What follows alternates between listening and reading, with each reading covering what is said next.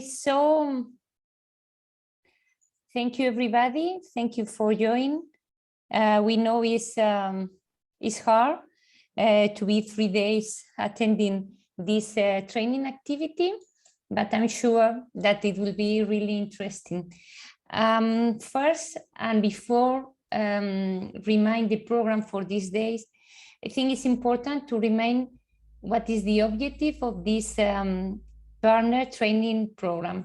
First, the target audience for this training is to be trainer for trainers, no? So we are trying to give training for the future activities that will be developed for our stakeholders.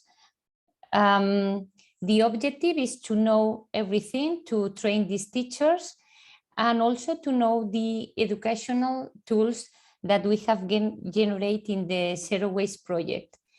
And then with that information, it will be possible to do the pilot tests in the different countries. We are going to spend 3 days together, 3 mornings, today, tomorrow, and the day after tomorrow. And it's planned to be 4 hours, but also it's planned to have a short break in order to do it more easy for everybody. Today, we are going to deal with this topic, how to build awareness from the result of the surveys and the intellectual output develops on zero waste. The session 2 will be focused on how to train teachers with talent. So we will deal with the training methodology and the gamification methodology. And the last session will be focused on how to dynamize the training. And we will be focused on the digital toolkit. I think today is the hardest day because we will review all the scientific content that has been developed in the intellectual output 1. As you can see here, now we are doing a short presentation about the training program and the structure of the session. After this, Pablo or the Ciencia team, I'm not sure if you are going to do it, or perhaps Lara, we will have an introductory dynamic. And later on, we have 2 sessions where we are going to review all the contents that we have developed for the zero waste methodology. So we will review the environmental awareness, the food chain, the shelf life, storage preservation, and also factors related with the consumer behaviors that have a clear influence on food waste. And also we will review the strategies to reduce food waste. Then we will have a break, and after we have a practical gamified exercise from the modules. And again, we will review some of the contents we have generated during the project. So we will review the results of the survey analysis that we had made at the beginning of the project. And finally, we will have a corporative table about the key ideas of the session, and that will reinforce the importance of the scientific method. And also we have some Kahoot League that Pablo will explain a little bit more about this. Tomorrow, I think the session will be easy to follow because we will have more examples about what is teaching methodology and gamification methodology, training methodology, and how to manage a teacher training. No, I think that will be really, really interesting session tomorrow. And finally, the last day, we will present the result of the didactic guides and also how to use these tools in a classroom. Also, we will we will present the escape and more information about online and offline escape games. Also, we will present the School of Families, the infographics and tips, and we will play all together. I don't know how, Pablo, have you decided if we are going to do this activity one by one, or we will share the activity? And finally, Leonardo, we will deal with the evaluation of the training.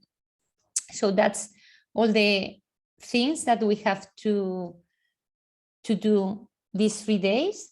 And I think, Pablo, if you want, the floor is yours, and I will share my screen after. Okay, great. Okay, thank you. so, okay. Okay, so welcome everybody once again, and thanks Sarah for the presentation of the day. Actually, I thought I was going to do some introduction to the timetable of today, but in any case, I wanted to also thank you everyone for coming. So this session is going to be the one with more theoretical content, and we will learn about all the science behind the project and all the support that has been used to develop all the rest of the materials. So given that this session is the one with the most theoretical content and that we are going to do sort of a hard learning session, we wanted to make this part a little bit lighter. So that's why we prepared a couple dynamics and a couple games. We will be using some online apps to do all this, not just today, but also the next 2 days. So today we will be using, first of all, an app called Mentimeter, which is sort of a survey app in which we'll make our first introductory dynamic.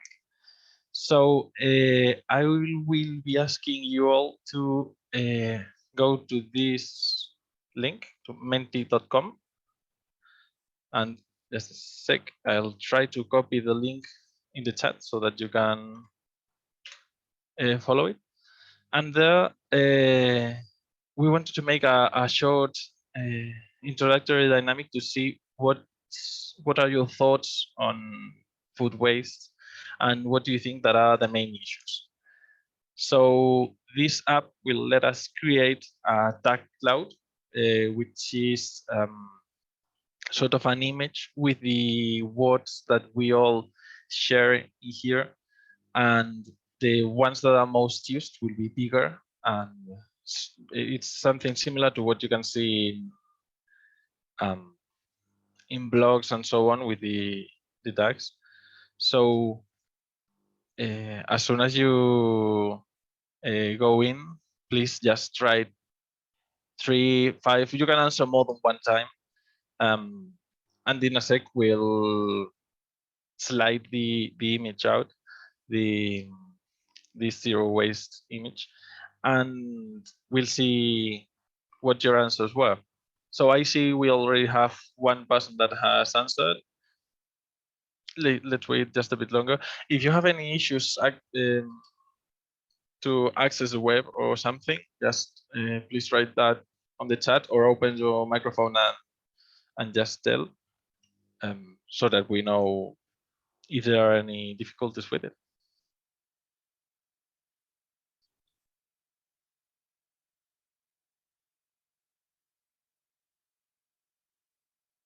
Okay, so once you have answered, you may be redirected to the second question, which we will see in just a sec, but not quite now. Okay, so now we have 3 answers. We are 9 in the meeting, so I'll wait until we have maybe 6, 7, and then we'll slide the zero waste logo to see the answers that we have received.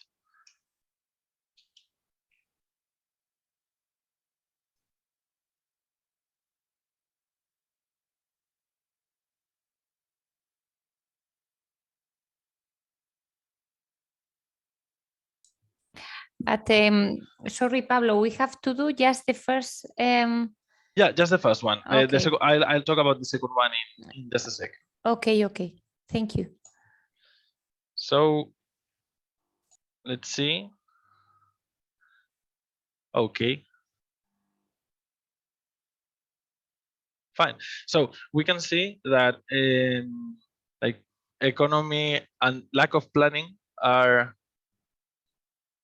see, that's, even though they're not the same wording, there are some few of the issues that we say here that are essentially the same. Like it's lack of planning and cooking without planning, but essentially more or less the same as overbuying and consumer behavior. We also can see that most of us are concerned about the economy and how that relates with food waste. And also, so the three main aspects that I believe we can see in this stack cloud, it's that it's bad for the economy, bad for the environment, and that it's related to a lack of planning. And I like the one that says big deal, because it is true that it is a pretty big deal, and that is one of the one of the biggest challenges that we are facing about sustainability right now, because there's a huge amount of food that is wasted every year, and we are certainly having some trouble to to get on with the strategies that are widely accepted and used to avoid this food waste. So I wanted to make this stack cloud with you because we are going to do another one in the end of the session to see the difference between now and the last part, and then we'll see the evolution and how well this training is going. This stack cloud will be available after the training, so that you can all check it if you want. And one of the things that I am sort of missing here is that it is also a global issue, not just something that is, let's say, focused in a few countries. Food waste is something that is affecting all of us and lots of different countries. So that's why we're going to do another short survey. Just a sec. Yeah. So in this one, I want you to vote how much food waste do you think that is generated per person each year in these four places, let's say the world, Europe, the United States, and you in your personal life. It is important to note that lots of people tend to underestimate their own food waste, but just try to be sincere um, and to say how much do you think that you actually waste.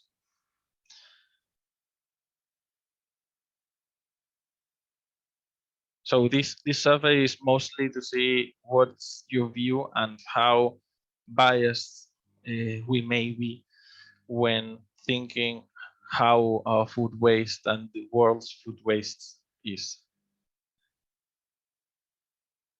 Okay, so we have 2 votes now, and it's more or less, it's quite close to what I also thought the first time I was picking that data to do something like this.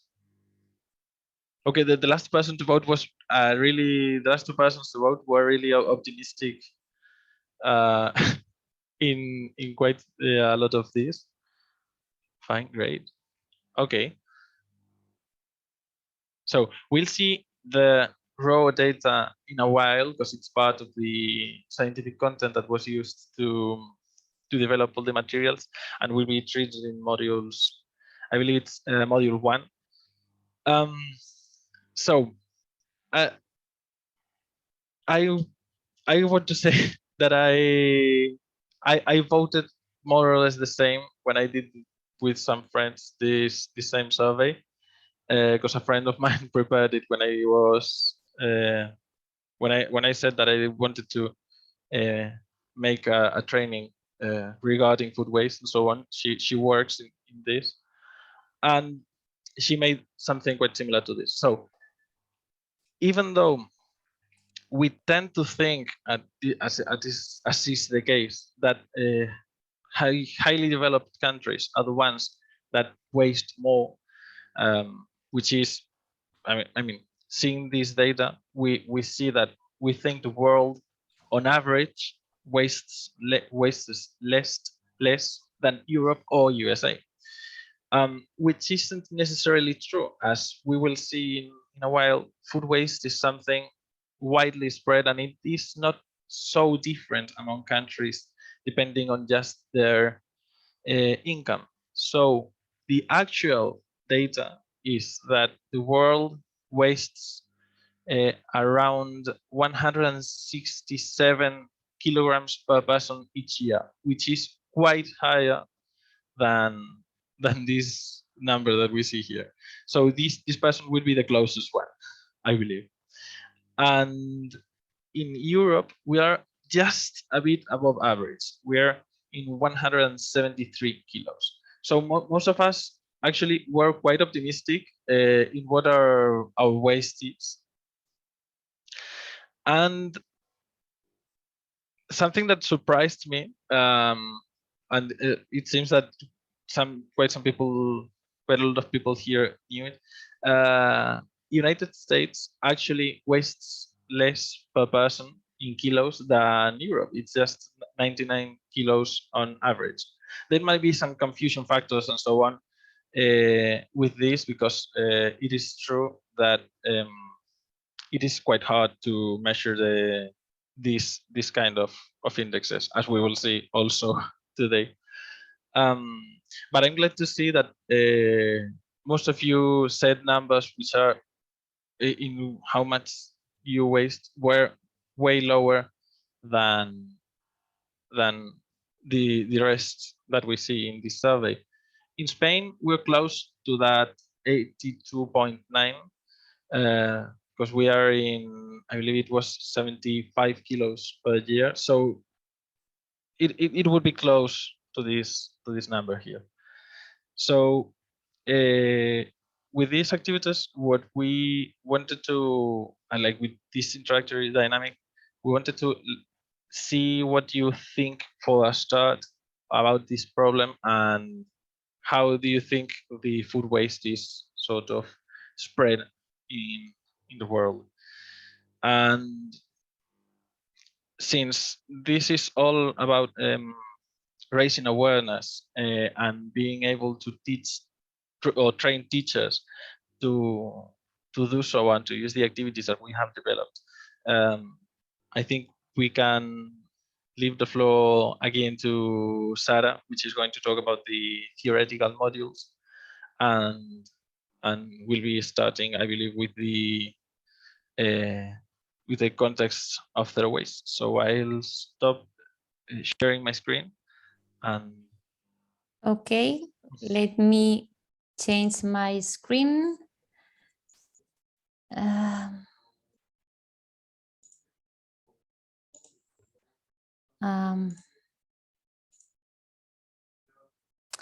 Okay, at the same time, I'm trying to open the presentation. I would like to remember that all the information that today I'm trying to compile, you can find on the drive, and it's a lot of information because today we don't have enough time to do a properly explanation about all the items, but we try today just to give a the first highlights about the scientific content, but you can go further with the information that our researchers have created, and it's open to everybody. And these days we were discussing with Pablo that perhaps it will be interesting to share this information not only with the partnership, also with the future teacher or trainers. And perhaps we will create, I think, the PDF files in a proper way to upload and on the web, and then will be an open information for all the future trainers, because we have created a lot of documents that will be interesting for the trainers. Okay, I'm trying to share. Just a moment.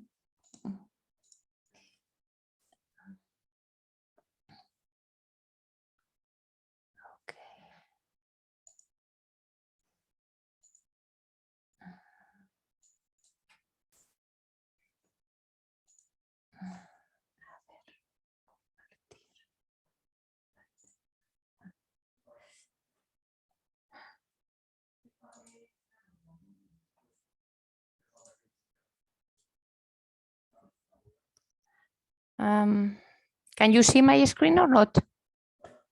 Yep. Yeah. Or at least I can. Yes, yes. Yes. Yes, yes. Okay. Okay, so let's start with the first module, that is a awareness module.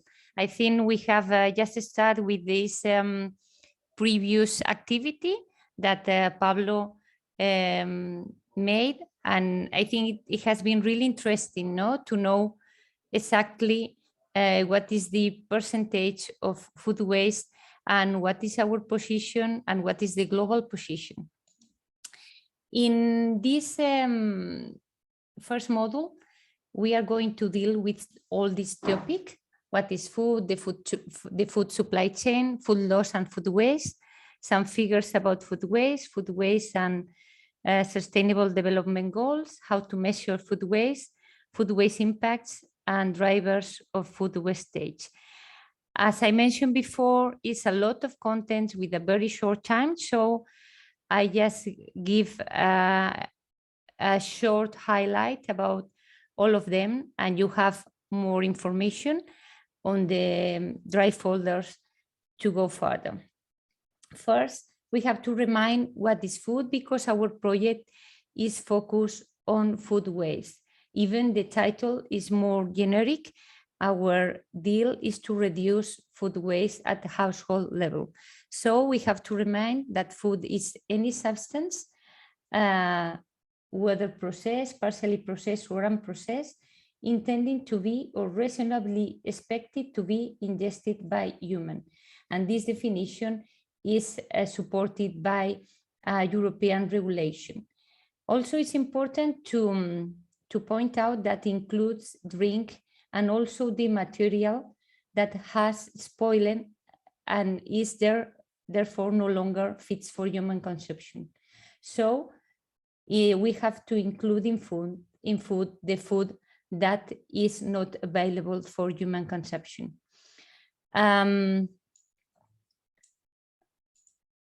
That's a slide trying to support the food supply chain, because we have to think in the farm to fork process. We have to think about the raw materials, the food processing and manufacturing, the packaging, transportation and logistic, market and retail, and finally the consumer. So we have to differentiate two concepts: food loss and food waste. Food loss refers to food that spoils, incurs an abnormal reduction in quality, or get lost before it reaches the consumer. It typically occurs at the production, storage, processing, and distribution stage of the food value chains. On the other hand, we have food waste, and food waste refers to food that is a good quality and fits for human consumption, but that is not consumed because it is discarded before or after it spoils. Thus, food goes to one of the following ends destination: landfill, controlled combustion, sewer, litter, discard, refuse, anaerobic digestion, compost, aerobic digestion, or land application. The food waste typically, but not exclusively, occurs at the retail and at the household level. So in our project, we are going to deal with food waste and not with food loss. Here we have some figures about food waste that around 931 million tons of food waste was generated in 2019. And as you can see here, household contributed 61%. So that's a big number and it's a big deal. Okay, more data here. And also very interesting to point out that we have all these tons of food waste, but we have 690 million people in the world suffer from hunger. And also, as Pablo mentioned before, the food waste or food losses is not only a problem in the first world, it's also a problem it's a global problem, but we have people suffer from hunger. The food waste is so important that the United Nations has included in the Sustainable Development Goals. And in order to measure food waste, we have two indicators: food loss index and the food waste index. Food loss index was developed by the Food and Agriculture Organization of the United Nations and provides evidence on food losses from production to retail level. And food waste index was developed by United Nations and covers the latest stage of the food supply chain, food waste. And it happens at household level, food service, and retail level. So both indexes are complementary to control the food waste and food losses. Here we have some food waste impact. We have to consider the environmental impacts, but also the economic impacts and the impacts in the human well-being. I think in the previous surveys that Pablo has done, all of us, we have mentioned environmental impacts or sustainability.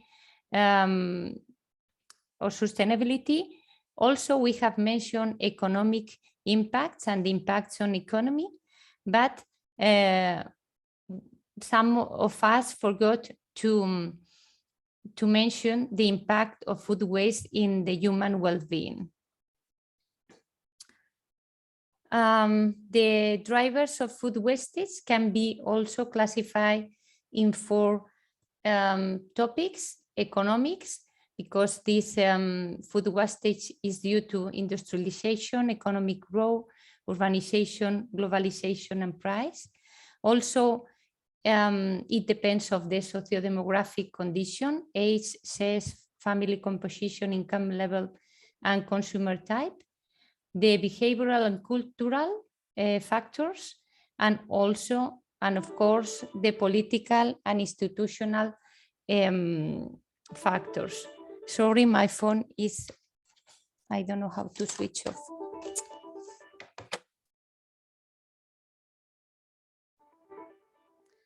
Just a moment, sorry.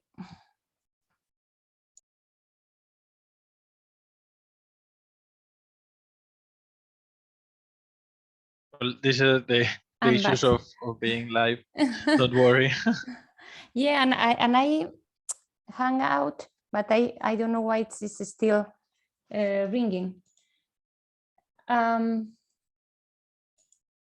Okay, so that's the first introduction, and now I will share the second module.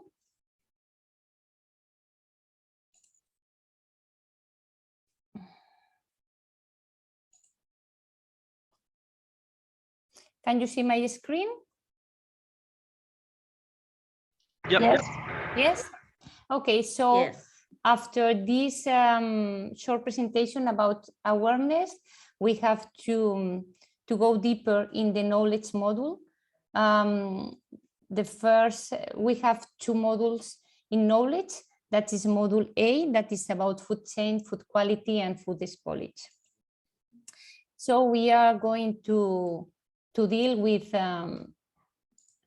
understanding the concept of food chain, to know what is food quality and shelf life of foods, to understand the information that is shown in food labels, to know the factors and mechanisms of food spoilage and the concept of food contamination, and to know proper food storage and preservation strategies to delay food spoilage. Again, we have here in this slide representation of food production chains, and we have to be concerned that the consumer is the last part of the food chain, but it represents a high percentage of the food waste. However, in order to increase shelf life of products, we have to take into account this previous part of the production chain, like the primary production chain, processing and manufacturing, and distribution and retail, because food quality never can be increased, only can be reduced. So if we want to have a proper shelf life of the products and to reduce food waste, we have to deal with good quality before in the production, in the food production chains. We have a lot of information about defining a sustainable food value chains. We have included here this information from the Food and Agriculture Organization of the United Nations, and is a guiding principles to developing sustainable food value chains. And again, when we are talking about sustainable, we have to think not only in the environmental impacts, we have to think again in social impact and economic impacts. So only we can have a really sustainable food chain when it will be sustainable in an environmental way, in an economical way, and in a social way. So that's the objectives of the Food and Agriculture Organization.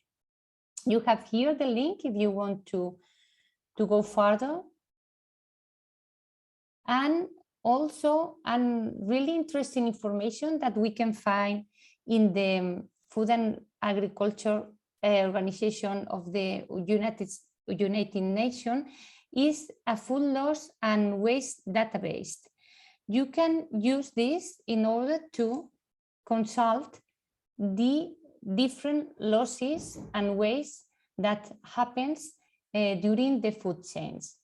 And that's a figure that I have a screen shot from a previous consult that I have done. And as you can see here, the big amount of waste that is produced at household level, that is higher than the losses during transport or even during storage. You can do this type of consult from different kinds of products, and it's so interesting to see where is the big amount of food loss and wastage. So when we are thinking why food is discarded, we have to think, or we have to speak about quality. Quality is complex in food and it has different components. One, and the most important one, is related to food safety. Foods have to be sure and secure for the consumers. Sorry. Sorry. Yes, one moment, sorry. Okay. Food safety is the assurance that the food will not cause harm to consumer when it's prepared and or eaten according its intended use. Food safety assurance involves the prevention and control the hazards which may occur in the food. So that's crucial to offer food safety for the consumers. And sometimes we discard some food because we are not sure if food is safety. Once we have food safety, we can consider the nutritional value of the food, the packaging quality, the sensory quality, and another points. We have to define what is the shelf life of a product, of a food stuff. Shelf life is a term that we use frequently, and generally speaking, it can be said that shelf life of food products refers to the period for which they can be used while maintaining the food quality, provided any state storage condition. Okay, so we have three types of products. We have food that is stable and or not perishable food. These are food products that would contain less than 12 of free water. So they can be stored for a long period of time, sometimes even several years or longer. Sugar, flour, canned food, or dried beans are some examples of non-perishable food. Or are also in the Mediterranean area, the oil. The oil is a clear example of a stable or not perishable food. We have also semi-perishable food. These are foods having lower than 60% of free water and contain some ingredients as acids or sugars able to control the microbial growth.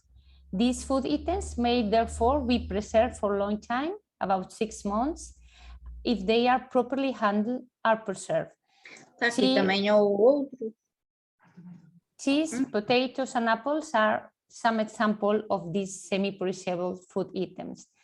And finally, we have the perishable food that are food products that easily spoil. The shelf life is short and sometimes can be from several days, about weeks.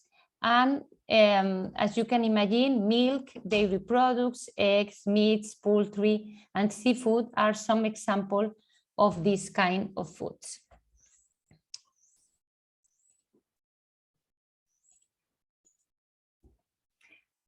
Also, we can find information about shelf life in the food labeling. That is the food information to consumer. Food labeling is regulated in Europe with European Commission directives. The regulation number 1169 establishes the general principles, requirements, and responsibilities about food information, particularly in food labeling. And here we can separate two kinds of foods: pre-baked foods and non-pre-baked foods. In case of pre-baked foods, we have to include in the labeling all these items. And as you can see, we have to include an item related to shelf life. And that could be best before or used by. There are different concepts, and now we will learn a little bit more about it, because sometimes we increase our food waste because we don't know properly the difference between best before or use by. In case of non-prepacked foods, we don't have to include any information about shelf life of the products. Here we have the difference between use by and best before. And as I told you before, the misinterpretation by consumer of the meaning of the best before and use by can contribute to household food waste.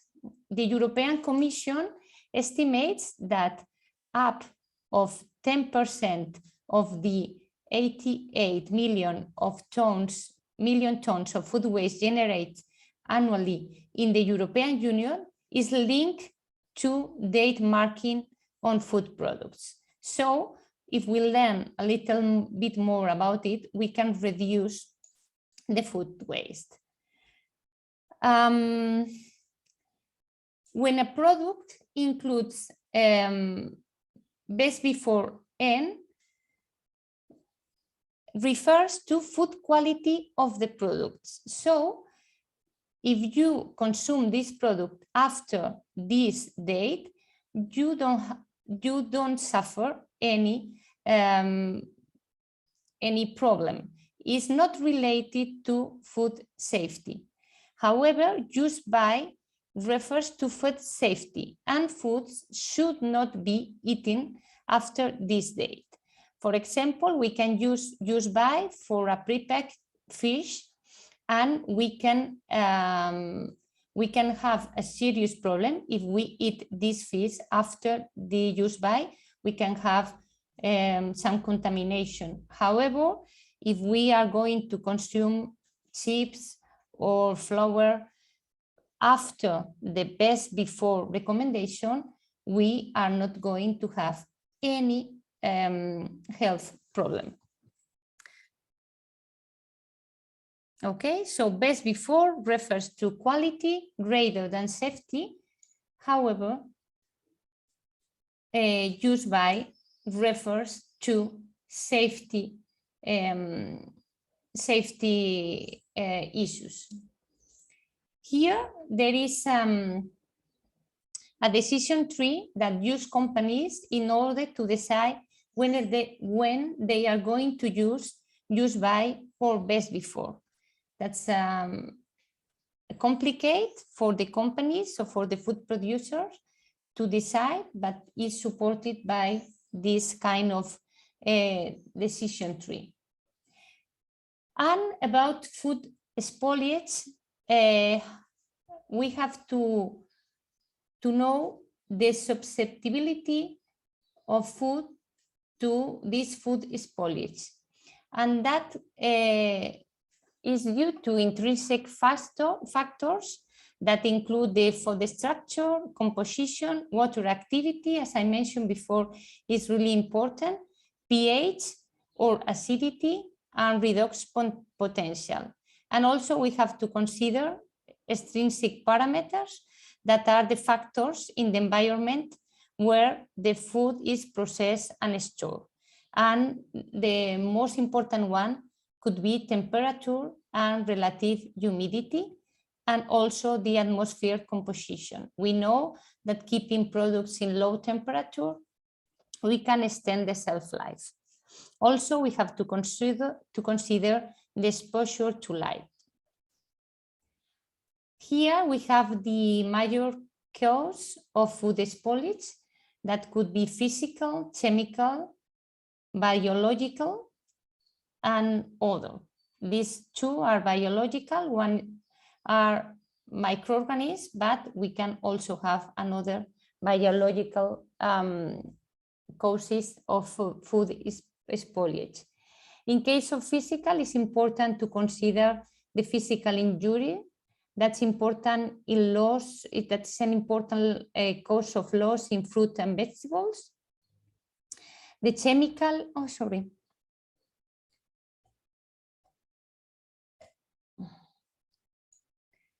chemical food spoilage is also important. Perhaps you can think about rancidity of some products like chips that are still secure, but you have a bad organoleptic quality. Also the microorganisms, that is really important and affects food safety, and also this kind of food spoilage that is real severe. In all the food systems, you have to define the food hazard. And again, we can classify in biological, chemical, and physical. We can find a lot of information on how to avoid this biological hazard, chemical hazard, and physical hazard. That is an infographic from the Canadian Food Inspection Agency, and explain how to deal with biological hazards. Some of these recommendation we have now very clear with the COVID situation, but are the same recommendation for food safety is wash your hands, and another additional is like keep a low temperature, and please discard ingredients that have been spoiled. About chemical hazard, it's important to avoid food in contact with cleaning chemicals, and also improper use of food additives during preparation. And about physical hazard, we have to watch out any contamination. Here you have the link if you want to use this infographic. And in order to extend the shelf life of the products, we can use different physical processing technologies. We can use drying, thermal food preservation, we can use freezing, we can use chilling, and we can use also biological processing of the food, like fermentation, that increase the shelf life of the products. Also, we can use chemical processing technologies and new preservation techniques. At household level, which of these food preservation methods we can use? We can use freezing and chilling. There are the two main food preservation that we can use at home in order to increase the shelf life of our products and reduce food waste. Some tips to do home food preservation.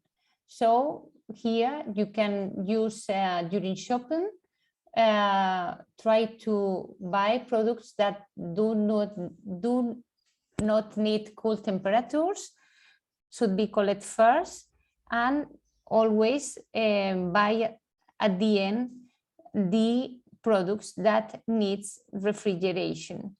Also, try to use shopping carts and trying to reduce time of transportation. And once at home, you can classify the products according to the temperature requirement. And the labeling usually provides us some information to do a good food preservation. Here we have some very interesting information and tips for home food preservation. That's information from the USA government, and it's quite clear. And you have information about food service and retail, consumers, videos. Really interesting to check these items. And it's really important for food preservation at the household level, follow the FIFO and FEFO system. FIFO system is first in, first out, and is try to give some order in your refrigerator in order to easily find the products with the earliest best before or use by dates, and remove products that are past the best before or use by date. Try to do at home to follow at home the same procedure that industries and supermarkets follow in their entities. The FIFO differs from FIFO, is not first in, first out. FIFO is first expire, first expire, first out. Okay, so we have to use first the products that are going to expire first, not the products that came first to our refrigerator. So we have to read properly the use by and best before. Here, there is some really interesting information from the Food Unfolded, and is how to set a FIFO system at home. And you can follow this link in order to set up this system at household level. So that's the second module. I think I'm okay on time. Trying to show the next one.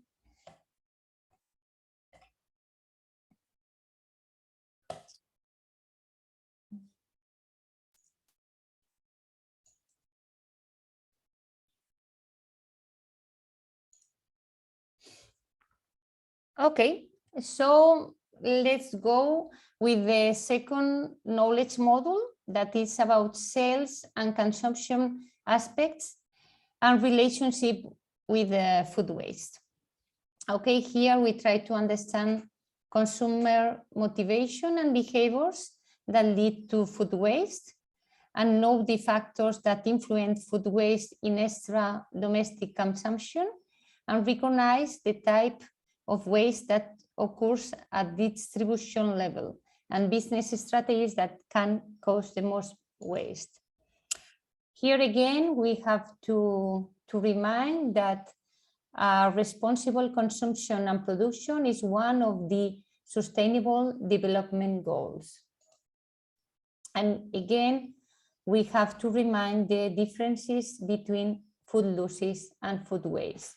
Food waste is most commonly related to distribution and retail and consumption phase.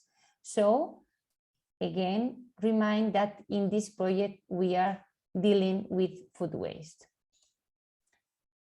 Here, more information about food losses and definition. And when we are deep in food waste and at household food consumption, we have to differentiate between food waste that is unavoidable and food waste that could be avoidable. In case of unavoidable, we have to include these inedible parts, bones, cells, and skin. This is food waste that is impossible to unavoidable. However, there are edible parts that could be avoidable or possible avoidable. That could be a slice of breads, apple, meats that could have been eaten if they had been portioned, managed, stored, or prepared. Avoidable food waste also include other food items that had not been eaten because of consumer preference, such as bread crust or baked potato skins. There are parts of food that could be consumed, but we decide not to eat, and then we use it as a food waste. Here again, we try to highlight the importance of the food waste at household level, 61% at household level, and in food service only 26%, and in retail only a 13% of food waste. I don't know what would have been your answer if Pablo has thrown this question, no? But before knowing this data, I always have the wrong idea that we have more food waste at food service than at household level, and that's not the truth. We have the vast amount of waste at household level. There are some physiological factors that affect our attitudes. We have to think about emotions. The emotions is determined by the meaning and the value that the subject attributes to event, and it is not the event itself that activates the emotion. Emotion plays an important role in driving food waste behavior because we have a motivational impetus. Commonly, individuals associate negative emotion to food waste, like anger, shame, disgust, sadness, anxiety. However, when consumer associates emotion like joy to food waste, that could be explaining by the feeling of wealth that often is coupled to food abundance, and it seems like a necessary consequence of abundance feeling. Some studies suggest that using guilt emotion as a motivational tool could promote pre-environmental behavior. So that could be a point. Also, regarding to attitudes, we have different types of consumers, and we can classify into 5 groups: food taster, food waste generators, eco-friendly, price-driven, and reuser. Each group show different attitudes toward food waste, and we have to consider all of them in order to change the patterns or the behavior. You have more information about all of this in the module. It's very interesting, but we don't have enough time to explain it in detail. Also, we have to think about lifestyle and habits when we think about food waste at household level. There are, we have to think in planning. It's important to do a pre-shopping plan, also to have a meal plan. In a store, we have to try to avoid impulsive or unnecessary purchase. Also, pre-consumption is crucial, and as I mentioned before, it's important to do a proper storing of food items and a good preparation. And in consumption, we have to know how to deal with leftovers and with different preference. And finally, in this position, we have to consider recycle or compost. Also, we have to consider situational factors and demographic and socioeconomic factors.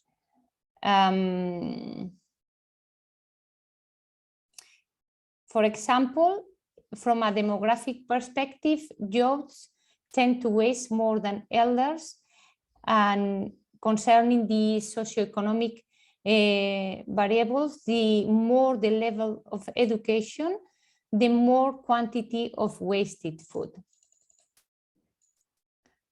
Finally, we have to consider the factors and behaviors influencing food waste away from home, and that include factors related to food preparation, kitchen in restaurants, and also food consumption, clients in clients' plates. Then here we will have the leftovers, and in kitchen we have to consider avoidable and possible avoidable food waste.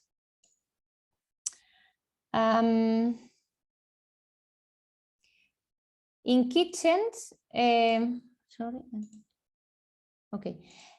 kitchen food waste, there are some restaurants that they are trying to do some initiatives in order to reduce food waste. For example, some of them, the price is related to the weight of the food. I have been in one of these restaurants in Brussels, and you pay as directly related to the weight of the food you have chosen. Also here in Madrid, there are some restaurants that they have an open buffet. You can choose what you want with a fixed price. However, if you have leftovers, you will have an increase in the price. So it's a good way to reduce leftovers in the restaurant. Also related to leftover, nowadays in a lot of restaurants, it's possible to bring these leftovers to your home in order to avoid to discard this product. Okay, so as a conclusion, in restaurant, the combination of monetary incentives only pay for the food that are serving, or serving incentives or sensory incentives. Sometimes the restaurants offers the possibility to look or smell the food before serving to you, would be good tools to avoid food losses when consuming food away from home. In the retail industry, food waste also could be reduced if we sell products that in a first impression, it's not a nice food. I don't know if you have seen a campaign in order to promote buy and consume ugly food, no? Because these products can be eaten, and sometimes they are discarded only due to the external aspect. Okay, so let's go with the last one.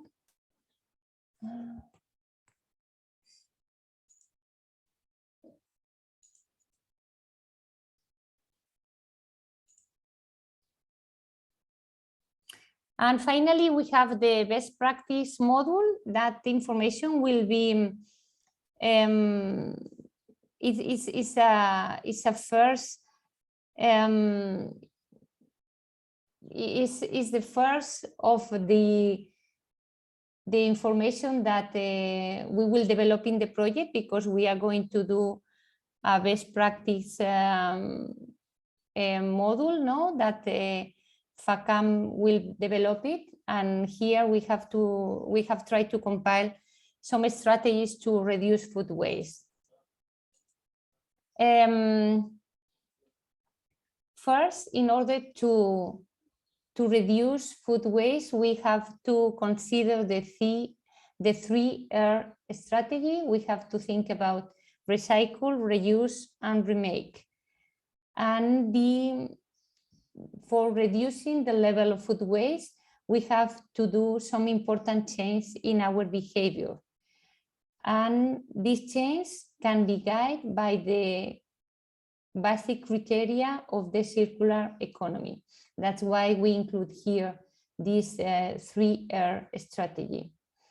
So we must imply reuse product as much as possible, remake products, changing components if it's necessary to restore the value of the products and keep it using, and also recycle different parts of the materials, reducing the generation of waste.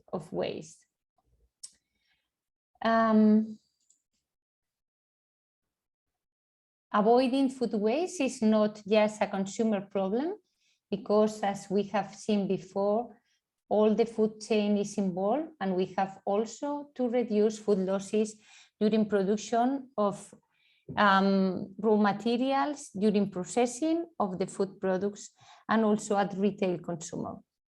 And at household level, we can reduce, but also at food service and in institution.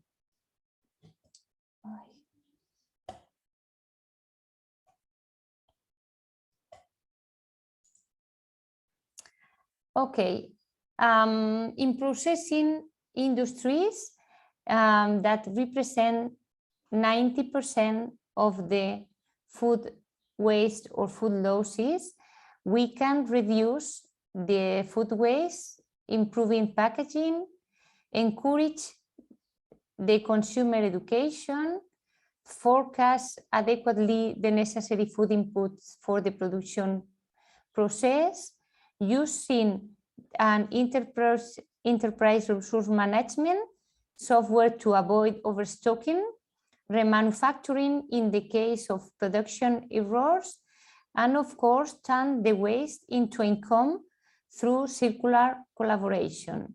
Nowadays, there are a lot of projects running out how to transform food waste or byproducts in new products in a circular economy system.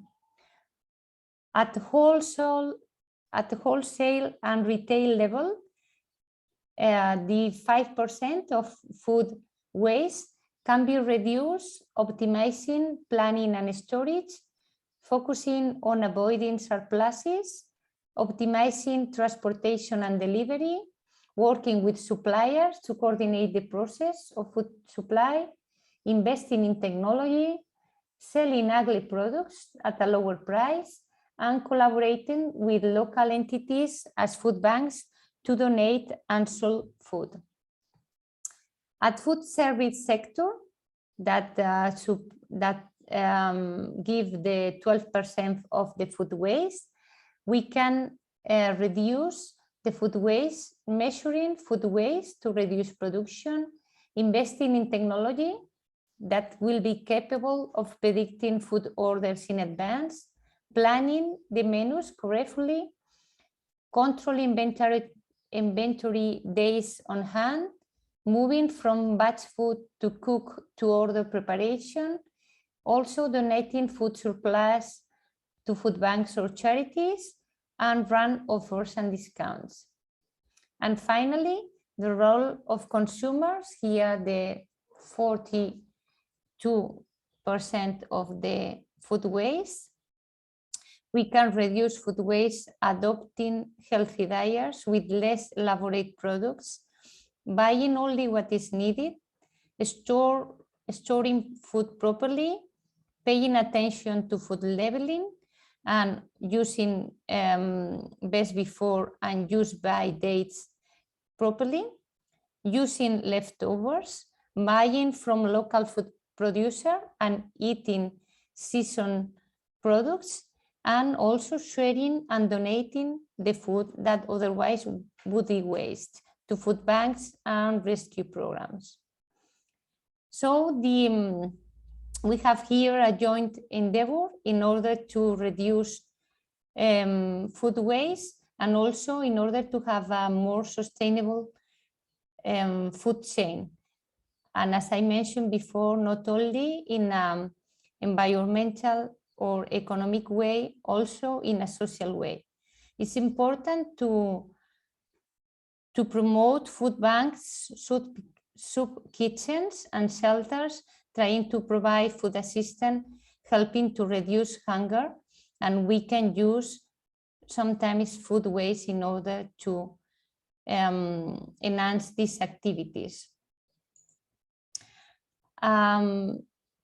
Finally, institutions have to play a central role, promoting collaborative efforts and boosting technological and behavioral change, and also, and of course, financing and supporting initiatives and infrastructures. We have key actors as public and private institutions, researchers, NGOs, and civil society, and we can do it designing and implementing information and communication strategies and a regulatory framework and price-based instruments with positive and negative incentives, and of course with the cooperation between public authorities. So that's all. I think I was quicker than expected. We have 10 minutes left, a lot of information, but that's what we try to share with you. all this information you can consult and read it properly, because I think it's a lot of information in 1 hour. But I think it's nice to review all the contents that we have developed for the project. Yeah, so thank you. It is true that we finished actually quite a lot earlier than expected. So I don't know if anyone has any questions about these modules. I know Sarah was actually quite clear, so I understand it, that there are not any.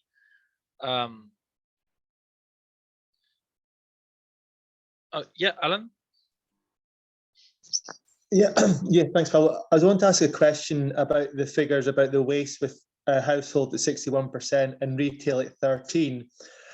I find when we go to all the shops, they reduce the food in retail outlets as it comes towards its use by or its best before date. So that probably passes a lot of that waste from the retailer onto the household. Is there any idea like how much waste is involved in that in terms of that, say that use by date around that? Because I think that's where a lot of issue might arise, the sort of the foresight of actually kind of passing that on to the responsibility of the household rather than being the responsibility of the retailer with short use by dates of food that they're selling. I only have the data that the Commission has estimated that if it was used properly, we can reduce about 10% of around 800 million of food waste. But I agree with you that it's like it's something tricky, because first you give the responsibility to the retailers, and after you give the responsibility to consumer. And if they are not well informed, they can not use the products properly. So I think that's like a hot point, and it's important to educate and to give information about consumer, about food safety, about food spoilage today. I think I have spent less than 10 minutes trying to explain the factors that affects food spoil or food safety.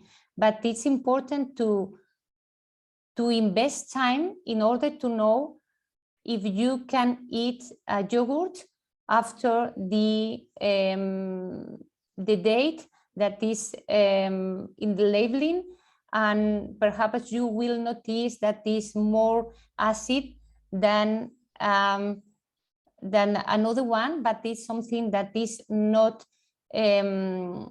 unhealthy. But for that we need time, and we need to invest in communication and education aspect. And I think it's important because also related with food safety, and people who decide to eat food stuff with some food with some possibility of food poisoning. That's really important, because we have here in Europe some cases related to Listeria or another pathogens with deaths. So it's not something that we can say, oh, okay, you can eat all the products without taking into account the food labeling. We need time to explain it, and then the consumer will be able to take a good decision.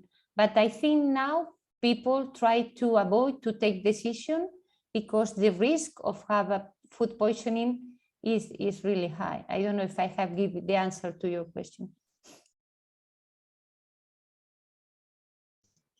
Yeah, thanks. I think it's an interesting area, and to kind of build on what you're saying, even when they sell something like, say, like fruits and vegetables on the final day, it's normally more than, like, say, a single portion consumption. So you need to kind of have an idea of how to eat maybe 2 or 3 portions on that last day, rather than just putting it into, say, an ingredients in a meal. Yeah.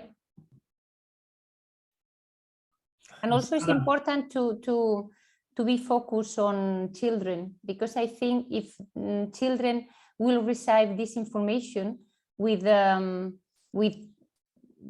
if they know it, they will be the future consumers and they will be responsible for this reduction, but they need to be very well informed. Yeah, I don't know, perhaps for elder consumer, it's difficult to change some behaviors because I don't know, here in Spain, at least in my family, my grandmother used to buy a lot in case if a war will come one day. You know, this idea.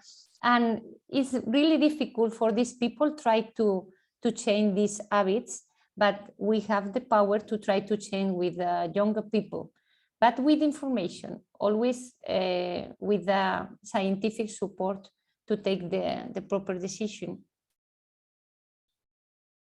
Yeah, regarding that, I also think that children tend to be sort of change makers in the family habits, as they carry, like when they learn something new at school, they usually tell it at home, so they can also make their parents change a little bit the habits.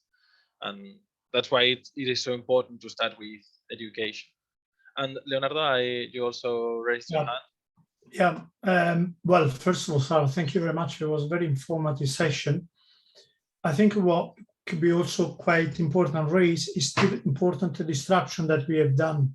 Well, we have currently, one was the COVID, and now with the current war with Ukraine and Russia, the increasing of the crisis of several food prices, which is in many countries, including Ireland, that will be an issue for energy prices, but also for food prices. I don't know what happened now in Spain on the other countries, but just to give an example, pasta, cereal has been increased at 20%. Now, this is also an implication of the food shopping, because if you remember, during the COVID, we have empty shelves for many foods. So there was panicking for the consumers in terms of what they want to eat. So there was an introduction of the home delivering, which is people that are starting to self-storage many food activity. There will be an implication. If you don't have a fridge, there will be an important aspect of food waste. But another very important aspect I would like to stress is the aspect of the economic aspect of food poverty. Sometimes we minimize that food poverty probably comes from underdeveloping countries, but the food poverty index can be also important aspect to be increased in many countries, because many vulnerable groups, they have no willing to pay the food prices. As I said, we can give you some example. Many vulnerable groups, families, they still don't have enough budget to buy food. What they're going to do also in the holidays, they send children to the school. So they made an arrangement with the local authorities, because there is an opportunity for the food canteen to use in the food. So this is an aspect. The other aspect that will be also important from the problem of food waste is a sustainable benefit using bioenergy. So if we can have an opportunities from the food waste using bioenergy, so they will be reducing through the renewable energy the problem of energy prices, which is quite effective also the family and the household in this session. But for me, it was a great presentation to share with my colleague, and in particular to see the household, especially for the adult education, because for the family and especially for children, it's more easy to game changer. But of course, we need to take in consideration the mindset, the culture, behavior to reuse the circular economy approach, especially for the adult approach. And considering the food behavior in household be quite influenced what we eat outside. I found very interesting what you said about the restaurant, that you pay a fixed price and you eat as you can. There is huge food waste in the restaurant, also for a fixed price. There is not a proper food waste policy in the restaurants. Maybe they should have, the local authority have a more strict, let's say, regulatory framework to the restaurant in this sense. There are too much flexibility in many countries. I see in Ireland, in UK, is become extremely important that you have with the 20 euros, you can have as you want to eat. But the main problem is how much you want to food waste after in certain time, because there is a restaurant that you have a maximum 1 hour and a half, 2 hours to eat. This is an issue. That's it, very interesting that in Madrid, it was my younger daughter that she went to a restaurant and they want to eat how much as you can, no? In a fixed price. But increasing obesity also. But they have to pay a penalty if they don't eat all the food. So then they decide not to choose this menu because they know that they weren't able to eat everything that they will choose. So I think that's a good idea, no? To have like a penalty if you, as a consumer, are going to. Yeah, it's dependent of the nudging policies. It's dependent on the behavior of the restaurants, of the local authorities. You know, sometimes I see the regulation is too much fragmented in food waste in a countries, regions and regions. I mean, I see some regions are very more effective. Nations are more effective. But there is a big issue where we need to talk about food waste also linked to the healthy food system. Because you remember the slide that you presented about perishable food, where we talk about food banks. This is an issue because of what kind of food we are going to delivering if we are in this case. So junk food now has become extremely scary things in many society. Obesity also for the child is become important. I believe consumer education in the family level will be extremely relevant because how many children they coming back from school after the canteen, they already have their snacks and they are not going to eat at home. So this is a cultural behavior. And there is another aspect I would like to stress and then shut my mouth. You know how many minutes is the cooking time in Europe? Per day, the cooking time? I don't know. 13 minutes. Only 30 minutes. For a whole day? Yes. All No. day. For a whole day. It's European Commission data. So 30 minutes to cook, pre-cooked. So it's more easy to pre-cooked in microwave lasagna, which is sometimes is not healthy, especially because you don't know what is being cooked. And we need to be careful also this aspect. So the food waste is an issue. We've been bombarding now by the adverts of the big companies about home delivering everything at home. And this is an issue of what we all need to do, you know, a consumer perception in the shopping. So the shopping also has to be very consumer responsible in this case, personally speaking. Yes, of course. You can also boil eggs or beans or, I don't know, vegetables in also 20 minutes, and it's as much healthy than pre-cooked in the microwave.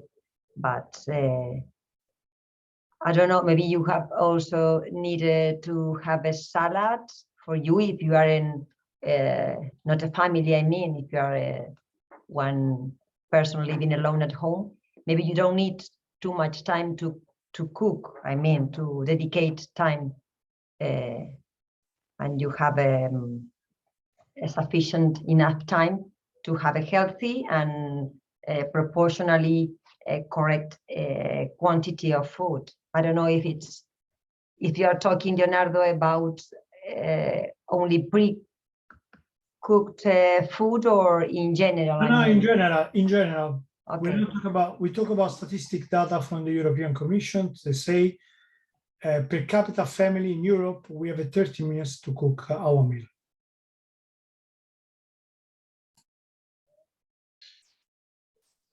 Which is meaning we are not spending time to cook, so we buy majority of the time very pre-cooked, which is also an issue of food waste.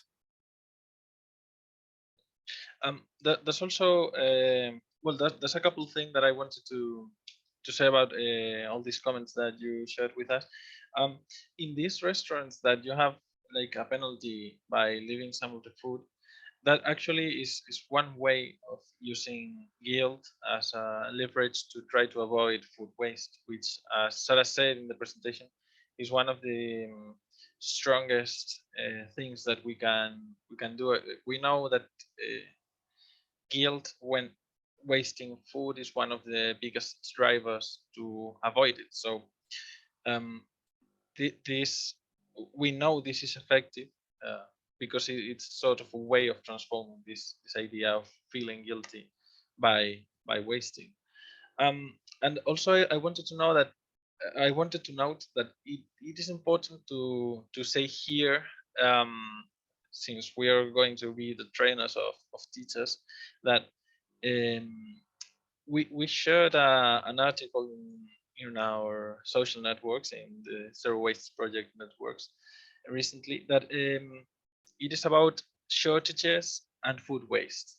Since we know that there's going to be some shortages, as Leonardo said, especially in cereals and mostly wheat coming from Ukraine. So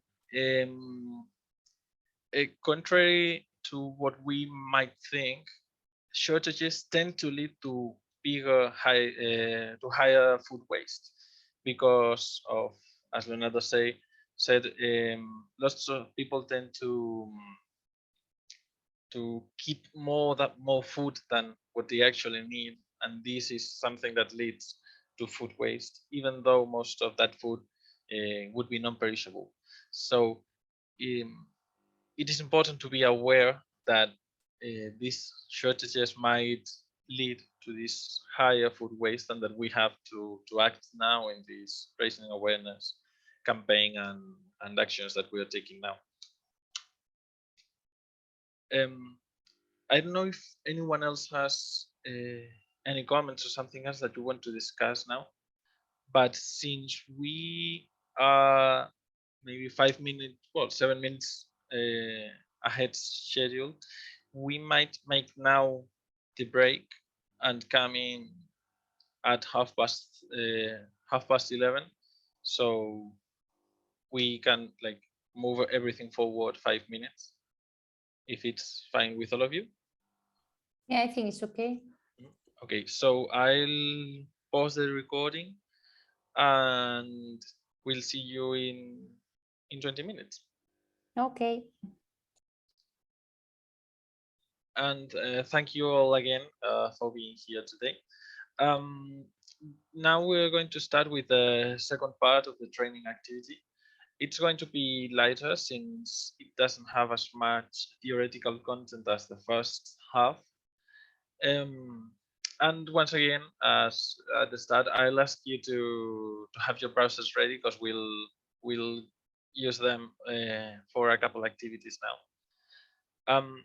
As you know, the Zero Waste Project was focused on trying to deliver not just scientific content, but also trying to make sure that it was accessible and easy to use, and also gamified, which is a way to make it not just more enjoyable, but also something that it is easier to access.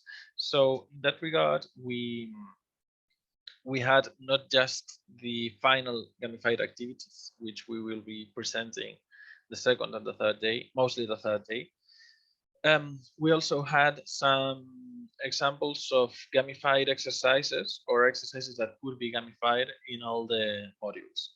So all the modules contain at least one gamified activity or quiz to help build on the knowledge learned during the module. And these gamified activities have been the basis for some of the gamified activities developed for use in the school environment. So they are mostly self-assessment questions, and some of these questions are the same ones that have been used for the Kahoot League, in which we will close these sessions, and also are related to some of the questions that have been used in the final materials. So you may find similarities between the questions that we're going to see now in a while and the rest of the materials that have been developed, mainly because they are essentially the same or rephrasing these same ideas in order to make them maybe easier to use, let's say. So in future modules, we will see how these adaptations have been made. But we believe it is best to use some of these resources now as a way of teaching what gamified resources allow us to do, which is sort of an introduction to tomorrow's learning session, which we will be focused on learning how to use and how to create gamified activities. We think it's particularly important to highlight the fact that if done properly, something as simple as asking questions can be turned into a gamified activity. For example, by creating a competitive environment with prizes and rankings, which are two of the main facts and main uses, easy uses of easy appliances of gamified let's say characteristics. So I'll start sharing my screen once again, just a second.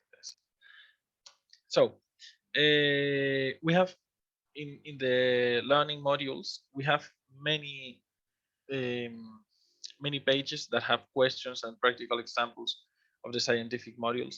Here I try to compile just a few. There are many more, but just so that you see that there's not only questions, there's also some activities that are a bit different and that also allow us to discover some more things. So sorry. Tomorrow we'll have a better look at what gamification is all about. But today we made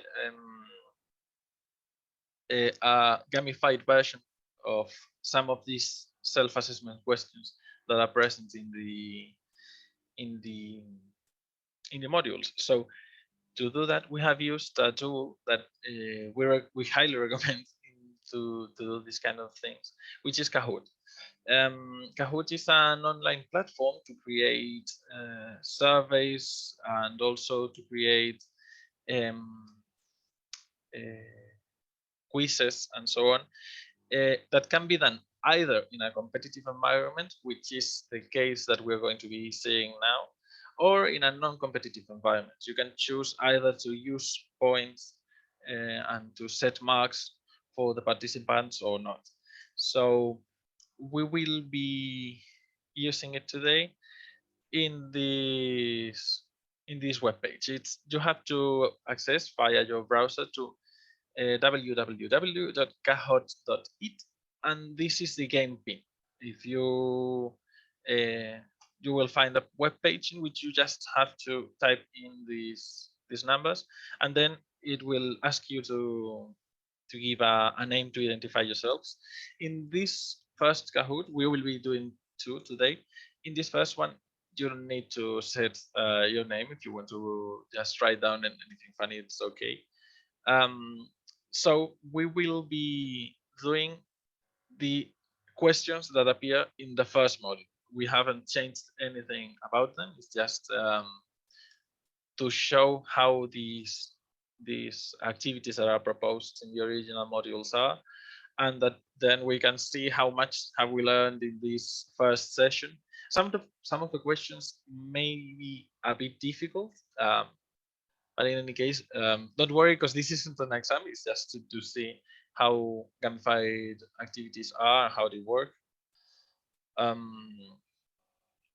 So it is 12 of us in the meeting. I'll wait until we have some more. Fine. And then we'll start. I will to do this since I'm a bit afraid that we may have some trouble in reading the questions and so on. I will read them out loud and the options, unless you think that's a bit more confusing. If that's so, just you can write that down or tell me. You open your mic and tell me. Sorry, because- but the one with the name with the number, it's me. don't tried worry. because I didn't appear, so I tried to put it again, and now it is my Fine. name. Sorry. Okay. Don't worry. If you want, I believe I can kick you out and then. Yes, please. I think you Yeah, can. Okay. You can do it. This is Romina. Okay. Try to connect again, just to see if you can write your name now.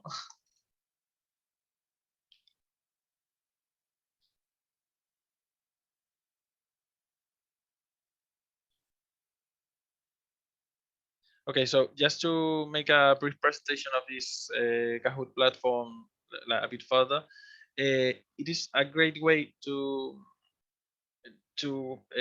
play with students, mainly because you can do it not just online as we are doing now. You can also do it in your classroom, because there's also an app and you can access through your phone, and it's a really easy to use interface. So anyone can actually use this. So we'll start, and we have divided the questions in the first and the second. Well, the first module and then the rest. So the economic factors that drive food waste are globalization, urbanization, culture, and gender. That's the red option. Globalization, culture, age, and gender. That's the blue one. The yellow one is economic development, supply chains, industry, globalization, and urbanization. And the green one is economic development, supply chains, industry, culture, and household side. So all the slides have just 30 seconds to answer. Okay, so the right answer was economic development, supply chains, industry, globalization, and urbanization. I know some of these might get confusing sometimes. Wait, sorry. But here are the. Okay, so the only one to get it right was Guillermo. So congratulations on that.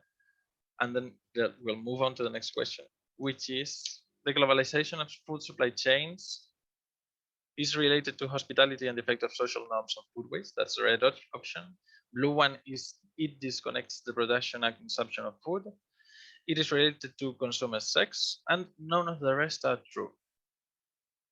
Remember, you have only 30 seconds to answer.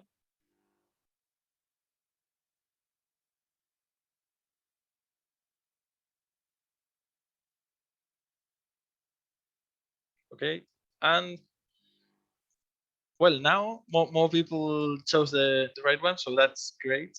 The correct answer is that it disconnects the production and consumption of food, and that is one of the things that can lead to a higher rate of food waste, as we saw before. So our new ranking is Guillermo is still on the first place, followed by Leonardo and Sarah in the podium, and then Alan and Marta. So now we'll move on to the next question, which is the limited data available about food waste makes it difficult to quantify food waste and evaluate its trend. That's the red option. Blue option is makes it difficult to compare food waste in high and low income countries. The yellow option is in poor areas we can differentiate the waste of edible and inedible parts. And the green option is all of the above.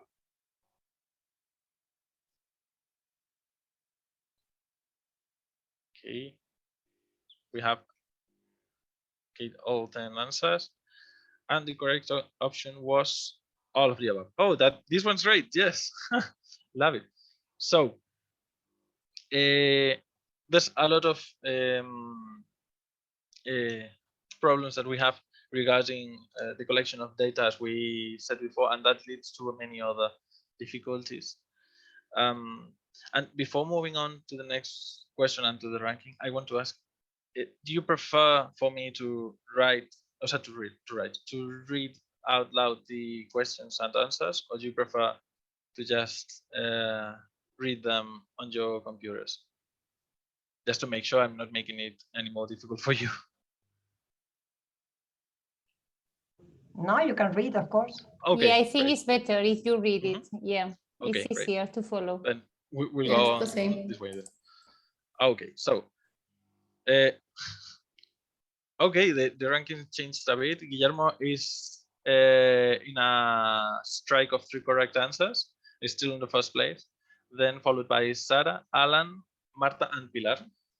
Okay, so let's go on. There's still a lot of questions left, so don't worry if you're not here yet. You may arrive there. So next question is: food waste generates negative impacts on the environment, the economy, human well-being, or all of them are true? Okay, this one seems to be easier since everyone did it right. Fine, great. So Guillermo's still in the first place, and there's 3 players that have a strike of 3, so that's great. And we have quite some changes here. Guillermo is still in first place, followed by Alan, Sara, Marta, and Pilar. And our next question is regarding the financial effects of food wastage. We could say it contributed to the increase in household purchasing power. That's the red option. Blue option is it generates notable losses on the global economic value. It does not affect to the disposable income of citizens. And the green one is none of the rest are true. So the financial effects were one of the most cited parts in our first survey. Let's see, where do we think they are? Okay, most people also got it right. And the ranking, wow, this was quite a change. Okay, there's 3 people now that have a strike of 3, and Guillermo is still on the first place with quite some advantage, and then followed by Sara, Yolanda, Leonardo, and Ana. Okay, so our next question is: considering the environmental connections of food wastage, it is possible to say that it increases the use of water resources, it makes greenhouse emissions grow, it degrades land quality, or all of the above? Okay, so something I didn't say before, and that I might have mentioned, I should have mentioned, is that the faster you answer, the higher your score. But I believe that you have already seen that, since every turn the answers are faster. And great, most people got it right. While it is true that it makes greenhouse emissions grow, and that was also one of the things that we saw most in the first survey, that we all were aware that food waste has quite an important effect on greenhouse gas emissions and the environment. So let's see our. Okay, Sara just won Guillermo. So now she's first, and she has a strike of 5. And then it's the podium is Sara, Guillermo, Yolanda, Alan, and Mauro. Okay. And the next question is: food wastage affects human well-being because it contributes to improving the health of citizens. That's red one. It reduces inequalities among people. That's the blue option. It generates food insecurity. That's the yellow option. And none of the above.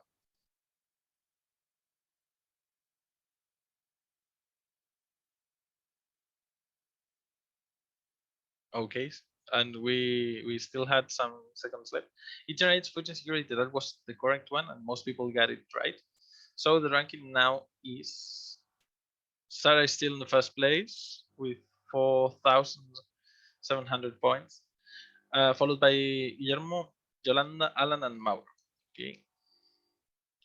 And according to UNEP, this one's a bit hard. So households are the main contributors to food waste in the supply chain. Food service is the main contributor to food waste in the supply chain. And retail sector is the main contributor to food waste in the supply chain, or none of the above. Actually, we have discussed this a bit longly during our question turn, let's say. And the correct answer was the red one. Okay, so I actually expected more people to get this one right. As we said, sometimes it gets to be surprising that more than half of the food waste happens in the household level, and that is why it is so important to educate consumers because they have a very important role in this food waste generation. So our ranking now is okay. There's some changes here. Sara is still in first place, followed by Mauro, Federico, Pilar, and Guillermo. Guillermo just lost his first place and it's struggling to get back. So we have done just half two questions. So we'll see if this all changes in the last half. Recent studies show that generation of food waste is a global problem, regardless of country's income. Developed countries produce higher levels of per capita food waste. Developing countries produce significantly higher levels of per capita food waste, or all of the above.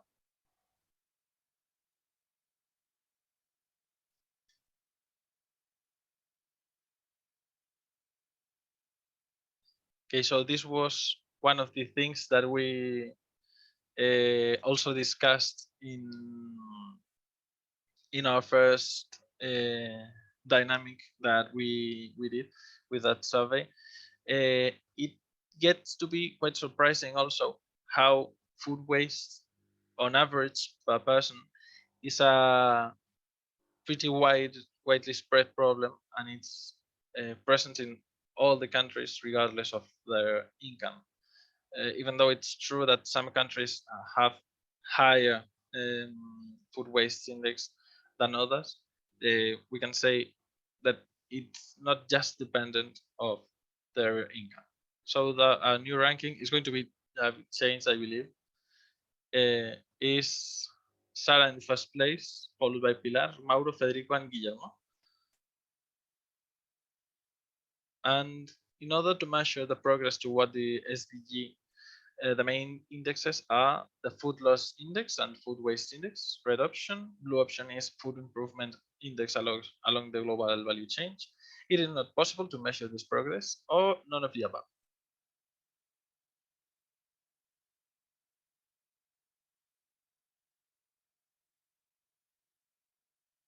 Okay, most people got that right.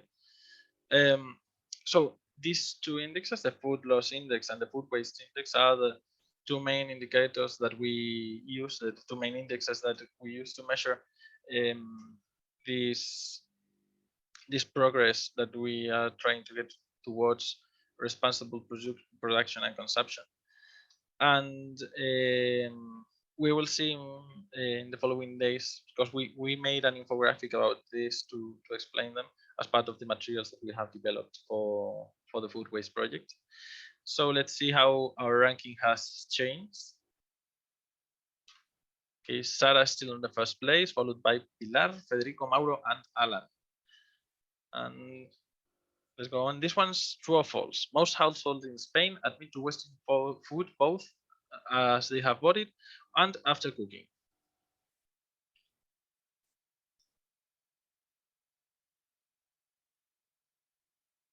Okay, and the answer was true. So sorry, because I set it to English and it should say that the left one, verdadero, is true and the red one is false. But I don't know why it has changed its settings to Spanish. I make sure that the last Kahoot doesn't happen the same thing.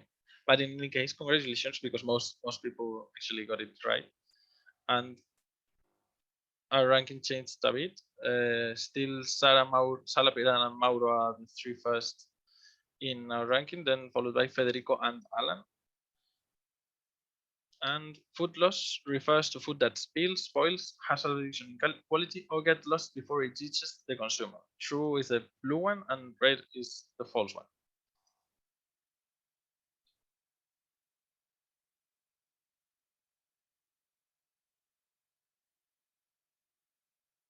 Okay, so this one, even though it's just 3 people that didn't get it right, I think it's important to make a short pause here, because it is really important to know the difference between food loss and food waste. So this is the definition of food loss: is food that's spilled, spoiled, or has a reduction in quality before it reaches the consumer itself, and not because it was appropriate to eat and to be used when it had the opportunity to be used by a consumer, which would be food waste. So let's see how our ranking changed. Okay, so Mauro just got a bit higher, but our ranking still is Sara, Mauro, and Pilar in the podium. Food waste typically does not occur at its retail and consumption stages. That true is the blue one, false the red one. Okay, the true or false questions are clearly not just easier, but faster to answer. So most people got it right. That's great. And the ranking hasn't changed actually. Okay. And families with lower income levels spend a higher proportion of their income in food. True or false?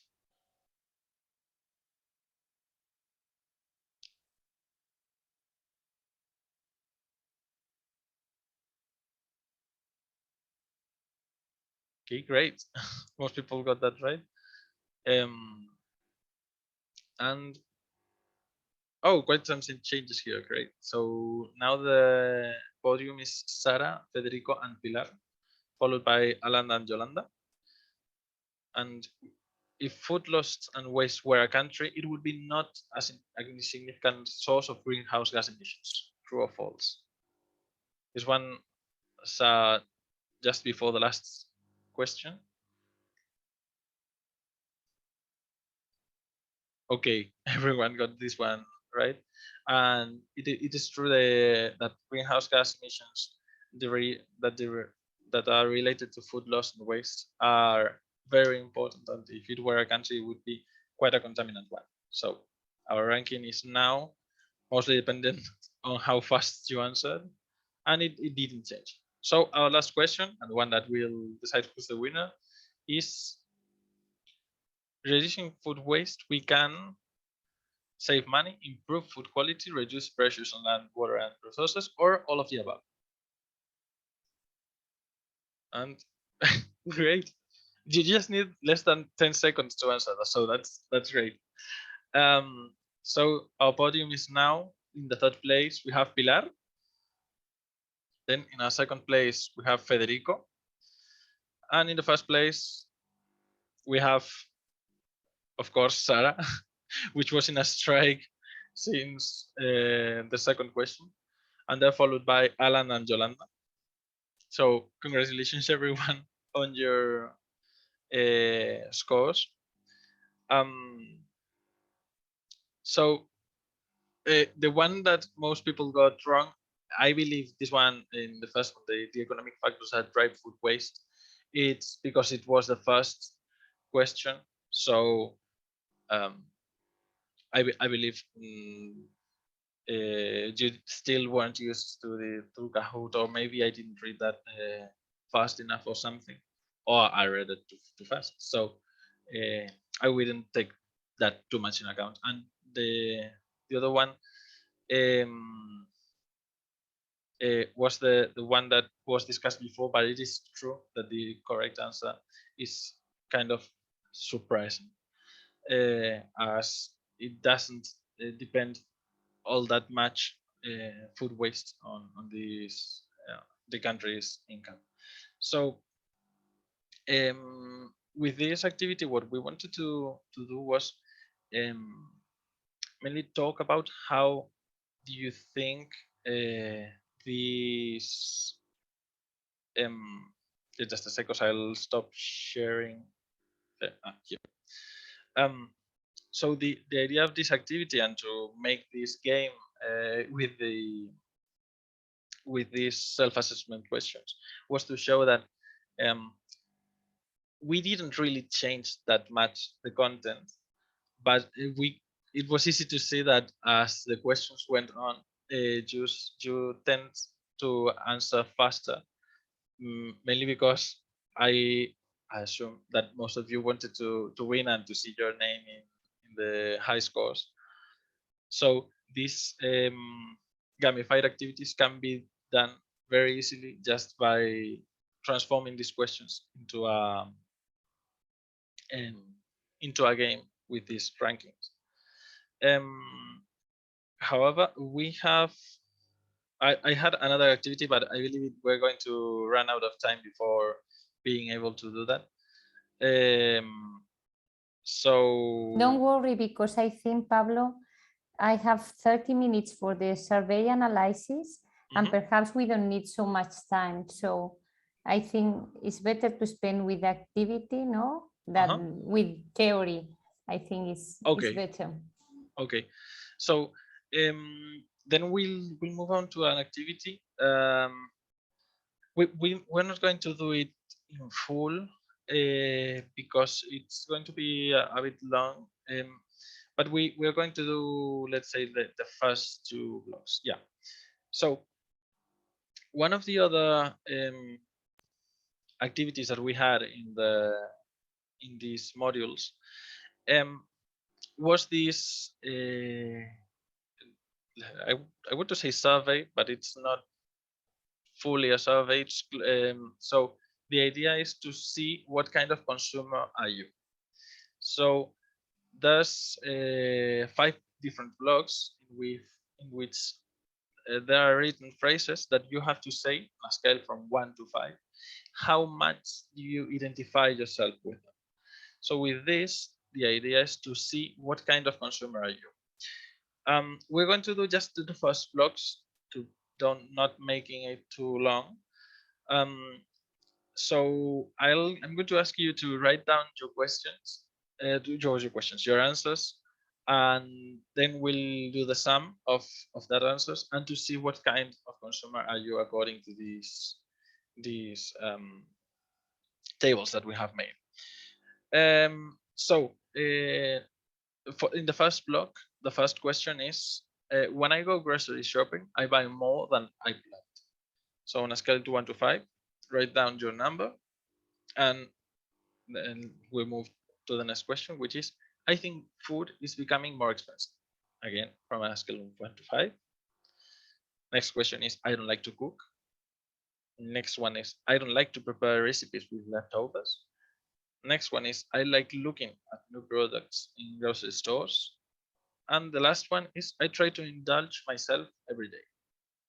Okay, so now you have to make the sum of these 5 answers that you have given. And as you see, they are mostly focused on one kind of consumer, right? So it's not all the ways of consumption that you might have in your everyday life. So each block is sort of evaluating if you are one kind of consumer. So the next question block is, I don't feel bad when I throw food away. The second question is, I often have to throw out products from pantry because they are out of date. The third one is, I keep leftovers in the fridge, but usually become spoiled and I have to throw them away. The next one, at home, I throw out more food than I wish. Then at home, I don't have time to cook. And I usually cook more quantity than needed. And if there are leftovers, I throw them away. And the last one, I would food online more frequently.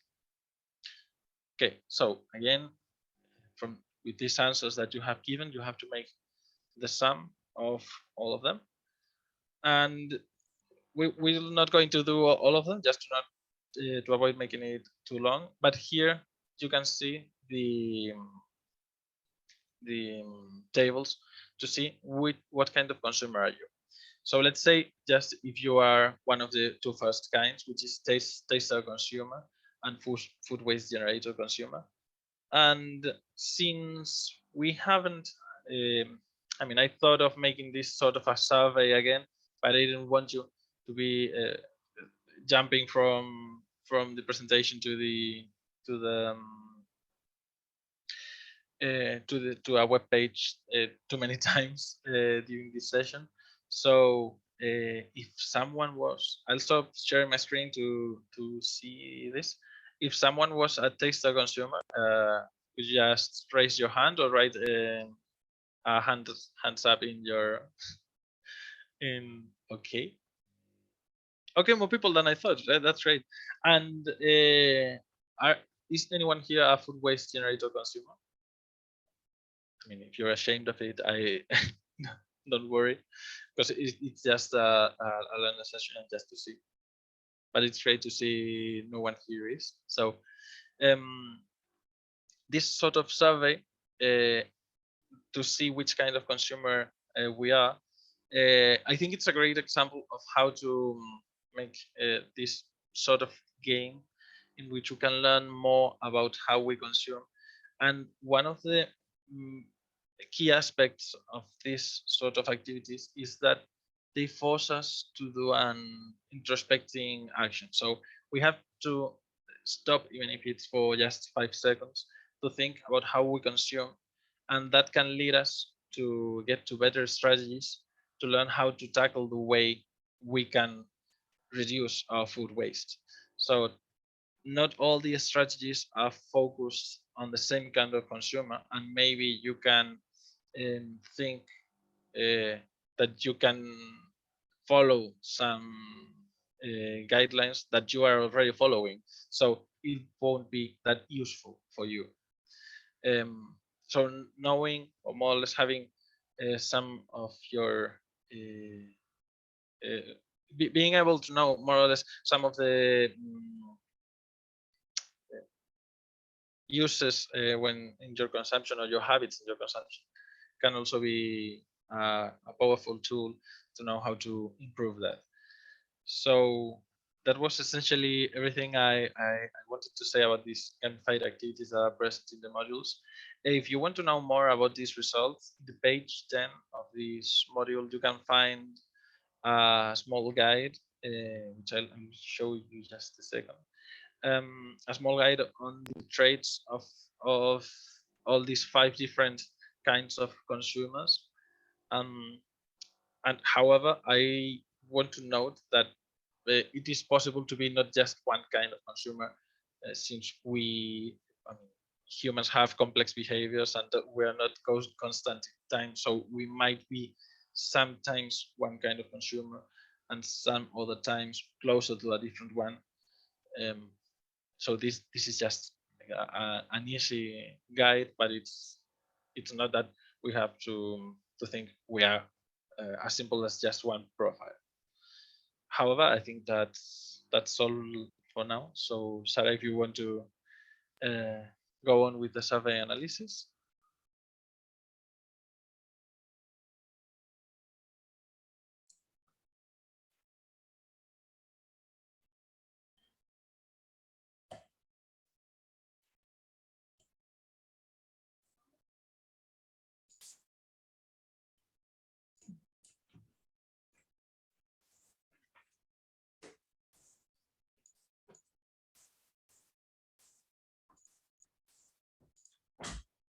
Okay.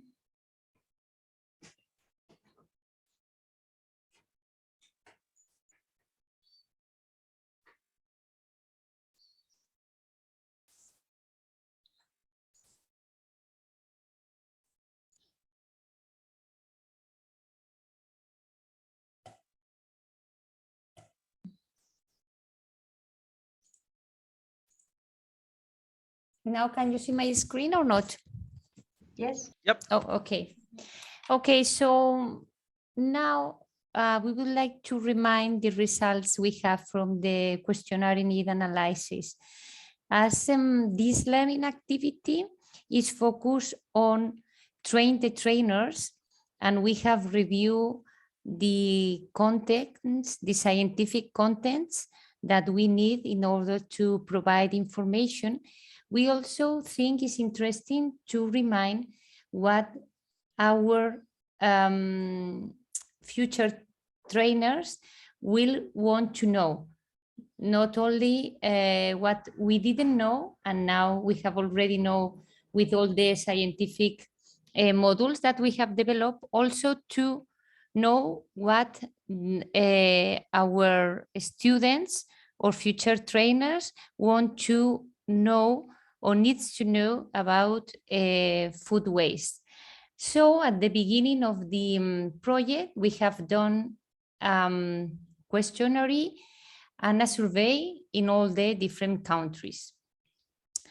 The objective of this questionnaire was to develop the methodological framework to train our adult trainers and consumers about the global problem of food waste and generate a proactive attitude towards its reduction and prevention. That's why the Intellectual Output 1 included this questionnaire to detect needs and expectations of our target groups that were trainers and consumers. And also we use this survey or questionnaire in order to measure the previous knowledge and awareness of the problem. It is expected that after we will do the trainer of the future trainers, at the end of this training activity, the result show us that they have increased the knowledge about food waste. So about the initial data, we have considering gender aspect, we have more answers from females than male. As you can see here, more than 100 female has answered the questionnaire, and more than 50 males has answered. About the place of residence, it was focused on rural area, as it was the initial target group of our project, but also we have included results from urban area. They are not exactly the same, but we can consider is well balanced because we have around 100 from rural area and around 100 in urban area. The interest in zero waste, our respondees are consumers, most of them more than 100, and a little portion was interested as trainer, and another ones they don't give answer about their interest in zero waste. The age, it was middle age from 31 to 45, and from 45 to 60 years, the main range of answer. Also, we have a lot of young students or young people from 18 to 30 that answer the questionnaire. Per country, we have more results from Spain, and followed by Romania, Portugal, and Ireland. Also, we have answers from other countries, from Algeria, Hungary, Kenya, Malawi, Nigeria, Turkey, and United Kingdom. The first big question, it was about the different about food waste and food losses have the same meaning, and most of them, the vast majority, answer no. But I think perhaps we have to evaluate what it will be the definition or what they understand about food waste and food losses. Also about the difference between use by and best before. Again, the vast majority, around 76%, they think that they know the difference. regarding knowledge and opinion, a lot of them think that the use by data is one of the aspects that play a crucial role in food waste, also use of leftovers, also consumer attitudes as purchasing more than necessary, also inadequate maintenance that is directly related with use by data, portion discard, overcook. Also, taking account the consumer behaviors, the respondent, they answer that they take into account price in order to buy products, value for money, and also local food. It's not so important the nutritional value or the environmental responsibility. Quality levels have a score, but not so high than price or value for money. And social responsibility they mention, but it's not a driving aspect.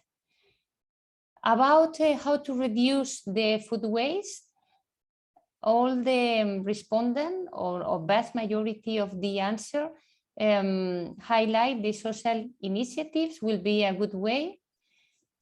Also raising society awareness, that's the main objective of our project, and food waste education. Also, the respondent consider that an active involvement of governments will be necessary, change some business model, and also technological initiatives. Regarding food waste at home, the aspect that the consumers and trainers are more concerned about, they are the ethically aspects more than the environmental or economical. The ethical aspect that could be the social aspect that we were mentioned in the explanation of the models. Also, we asked the people about how the lockdown and the pandemic situation has changed the way everybody managed food at home. And the answer is not clear.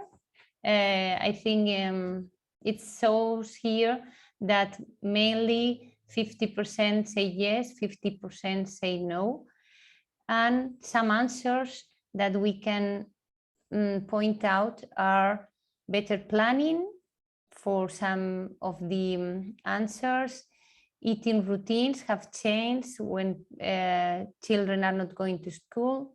Lower consumption in restaurant and bistro. I think this answer is not actually happening because I don't know in other countries, but in Spain, restaurants are overbooked.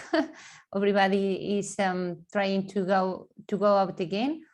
More time to cook, that was a good answer. Starting to cook for the first time, healthy diets, and a really important answer, that's more awareness of responsible consumption. And of course, people, it hasn't answered that it hasn't changed in any way. So mainly all the respondents agree that they have very few information about local or national or European or international initiatives related to food waste. I think that's a good answer. No, it's not a good answer. It's a good answer for our project, and even it's a bad answer about food waste initiatives. When we were planning this project, sometimes we were concerning about how many initiatives are actually rounding out in this topic, and perhaps our initiative will be another more. But when we ask to the consumer and future trainers, they don't know anything about these international, European, national, or local initiatives. So this project will be a good opportunity to share this information and to compile all these studies and initiatives and make it available for the trainers and for the consumers. Also, most of our consumers and trainers want to have more information in food waste prevention, and there are here some of the answer, because they want to be constantly updated, they want to learn about best practice, and they want to influence the community. So we have the opportunity to change a little bit this topic. About the interest of the training contents, people say in awareness module the negative impact of food waste. They would like to know more about it, how to measure food waste, a little bit more about the concept of food waste or food losses, the negative impact of food waste, the most wasted food, and related to concept of food waste and food loss. It's the same 2 times. Sorry. About the knowledge module, they want to know about a sustainable food system, reuse and revalorization of waste, about circular economy, about nutrition, about food preservation and packaging, and about reuse and revalorization of waste. And finally, about the good practice module, keys to reduce food waste, management to reduce waste at home, corporate social responsibility, and responsible consumption patterns.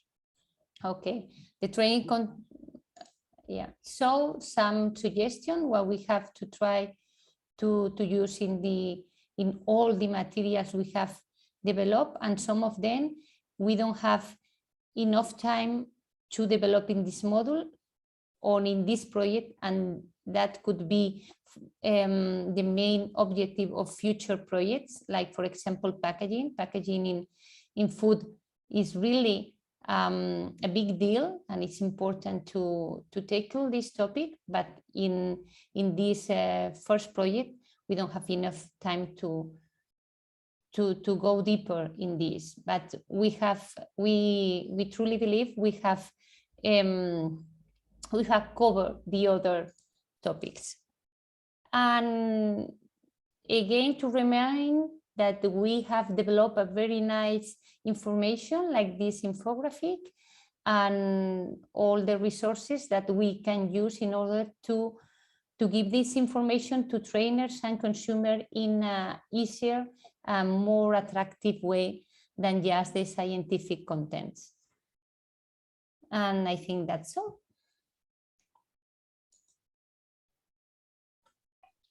Thank you.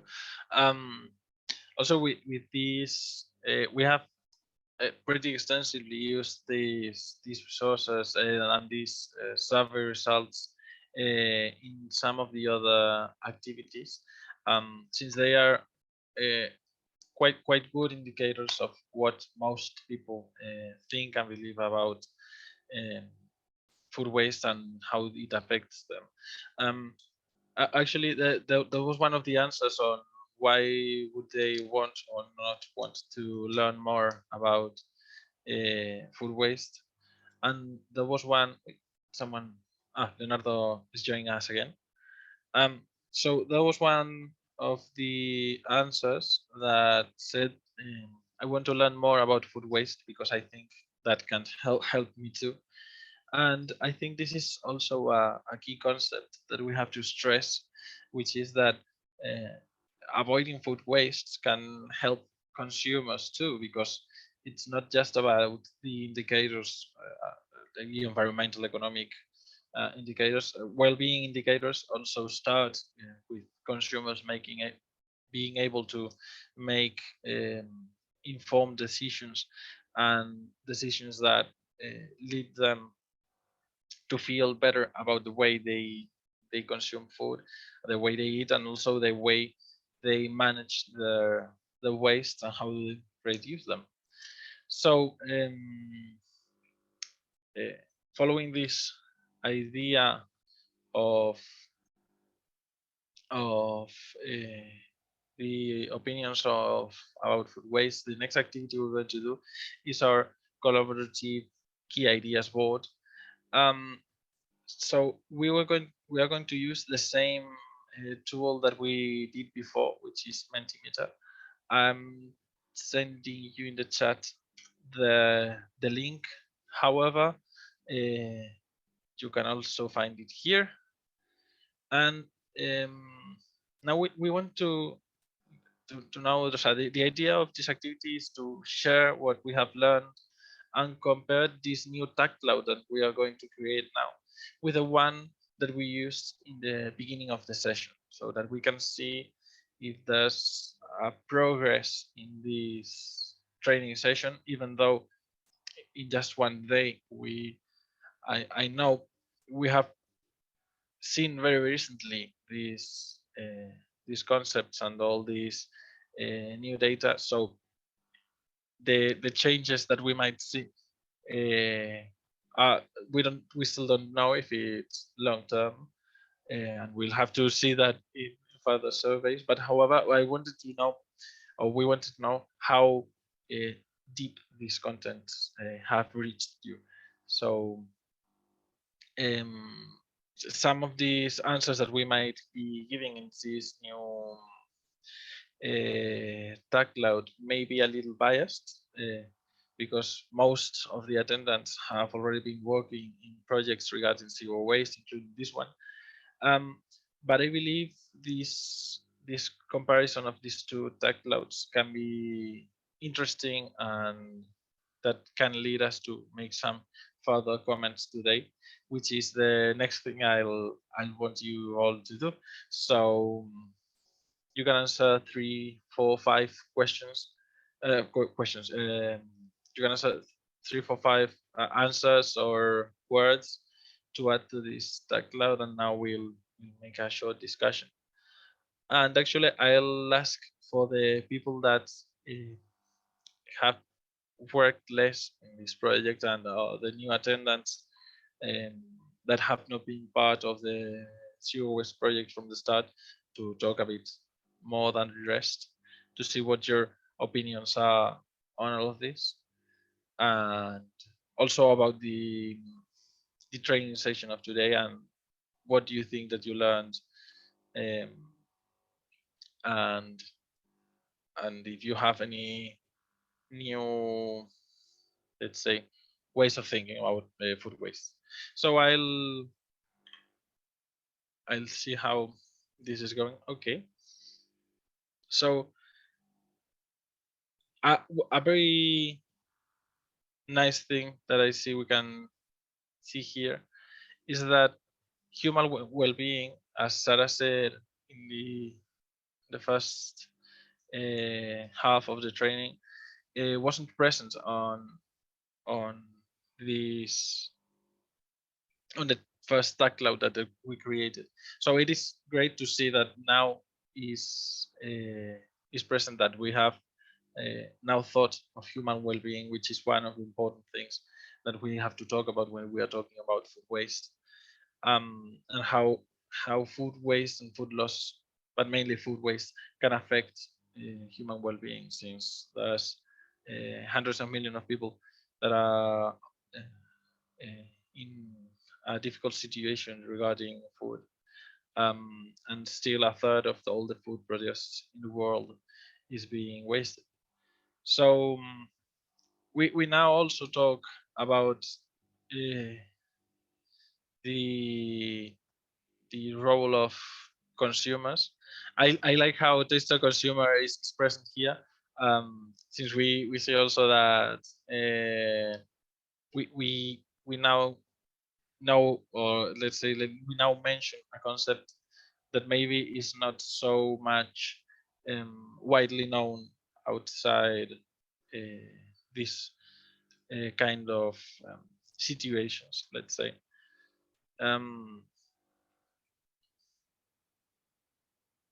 Okay, and I like how the economy is still quite present here. There's 3 economic dimension aspects and effects. But I also like that not many people answered the exact same words in this tag cloud, which makes it a bit confusing to read, but also we can see a bit further what we have all done. Great. Oh, great. So I don't know if anyone wants to make any comments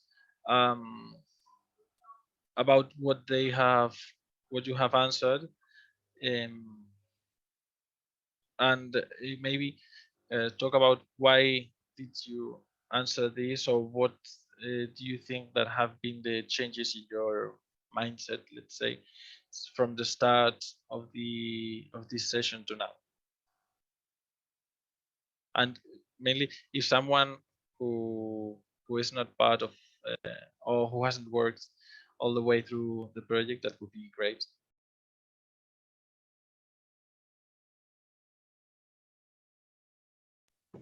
Yes, I appreciate the phrase. For me, it was like a bit new. Is the taster consumer, so I wrote it, and I of course I will read all the material you mentioned in the 2 different blogs. It was very interesting. I mean, the categories with points, and I think it's a good exercise to do it by ourselves and to think about our own situation, not only at home but also in our working place, and also at the social dimension. I mean, with our kids, within what our work which are doing also in the projects. And I promise to use it, at least as by my own, to see the different blocks, because I think it's a good exercise to see quite deeply. Thank you, Pablo. Thank you for participating and also for sharing this. Leonardo, I saw that you have your hand raised. Yeah, well, I think it was quite useful exercise from the 3 different dimensions: the economic, the behavior change, but also the environmental aspect. But there is another very important aspect that we should also take in consideration, which is the regulatory framework, because the nudging, the behavior, it will be also involved from the government side of the food waste regulators. One I found very useful is the indicators. Sometimes indicator, if we talk about SDG indicators, can be also reflecting the benchmarks in a different countries' scenarios. So go back to Romina's comment, definitely this is an area where also in the good practice examples, we should take in advantage, not to say who are the best, who are the worst, but how we should improving through this scenario, also the benchmarking indicators. Because we believe that there will, as I said, the disruption are there. COVID, the war, many other aspects. We didn't discuss too much about dramatically the mental health issues, but the mental health, the psychological aspect is damaging quite a lot the food waste. This is an interesting point to discovering not only the economic. When we talk about socio-economic, I would like to also have a very strong focus on social aspect, which is sometimes is missing. And also we need to consider, and this is a project for rural area, but there is a very strong related to urban area, because I remember the farmers, and when we talk about logistics, is a big important aspect of the supply chain. Now the farmers, they come to the cities. We are not going to shopping anymore to the rural area anymore. So this is another aspect that we should take in consideration in the future. So also the logistic aspect And the new skill for supply chain can be also an important aspect to avoiding the food waste. So it is true that we didn't talk that much about the logistic aspects during today's session, but it's something that we have used, maybe not too extensively, since there are so many issues that we have to talk about when we are talking about food waste and how we measure it and how we can tackle that. But that some parts of the games that we have developed also talk briefly about these logistic aspects related to food waste and mainly food loss. Sarah, I didn't know if you wanted to say something, because I felt like you were about to do so. No, sorry. Okay, sorry. I have problems because I'm double screen and I don't know how to manage. So that's why perhaps I'm looking to the wrong side, not to the camera. Sorry. Okay, fine. Great. So Alan, you had your hand raised too. So Yeah, thanks. Well, I think I find it's the level of insight you need about the consumer to work out their behaviours before you work out how to help them with their food waste. That's the thing I think I've learned most about that. You can't just start kind of telling them how they could reduce their food waste without really understanding their current behaviours, their current situation, in order to kind of help to kind of make informed decisions about how to improve that. yeah, I think this is a key aspect, and it is quite important to do this as an exercise to know before setting these guidelines to help to make sure that they are appropriate for the kind of consumer that you are trying to help. So that's also why I invite you all to do this whole survey whenever you can. It's accessible through the modules, but these presentations that we have used will be also uploaded to Drive and available if you want to check them. And I obviously I will also share both of these tag clouds and the Kahoots in case you want to use them or use some of the questions or something. I don't know if anyone else wanted to share a bit about something that has impressed you during this training session, or something that you didn't fully expect to learn today. Since there's some of the answers are in this last tag cloud are more or less oriented in this direction, since there are some of them that are quite different to the first tag cloud. As for example, there's someone said situation is the same globally, and I think that's also something important to note, that it is important to make campaigns that are not focused on just one area, because or maybe not just focused on thinking that just developed countries are the ones that have a say or have an influence on these indexes of food waste and food loss, since this situation is global and it's a problem that has to be tackled as such.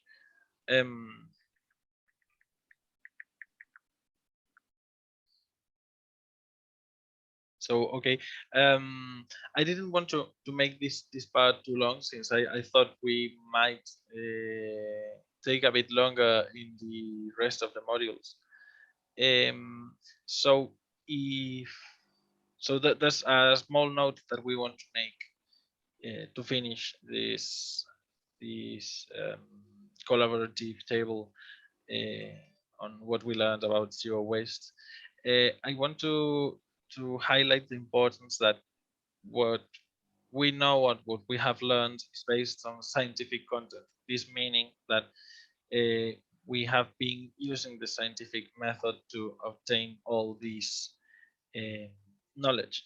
And it is important that we have contrasted facts that we have made studies to obtain, that and that we can support all these claims that we're doing with raw data that shows the real importance of what we're doing.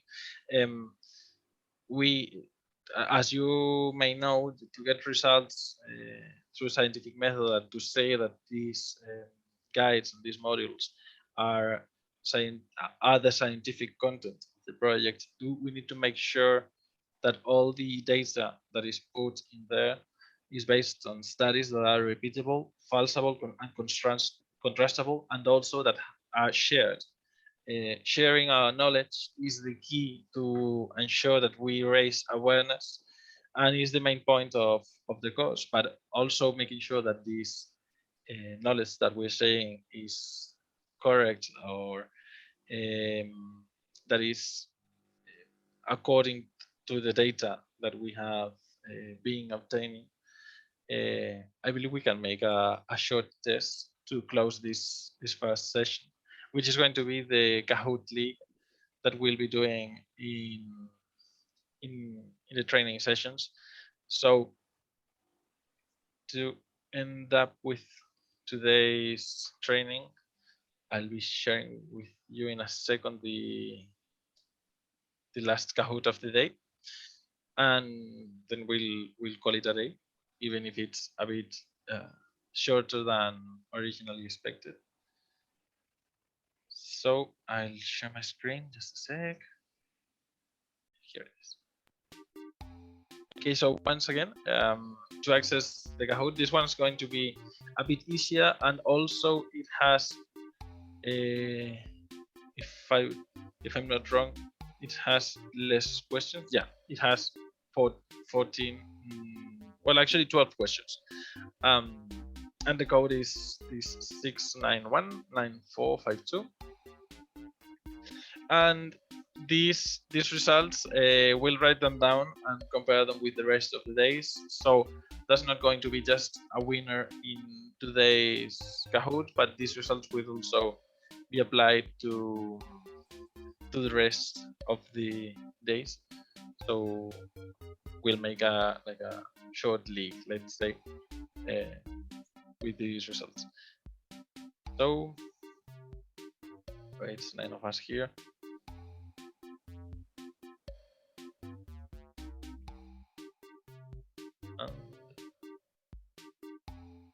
Okay, there's someone missing, but I'm not quite pointing who is it. Who it is?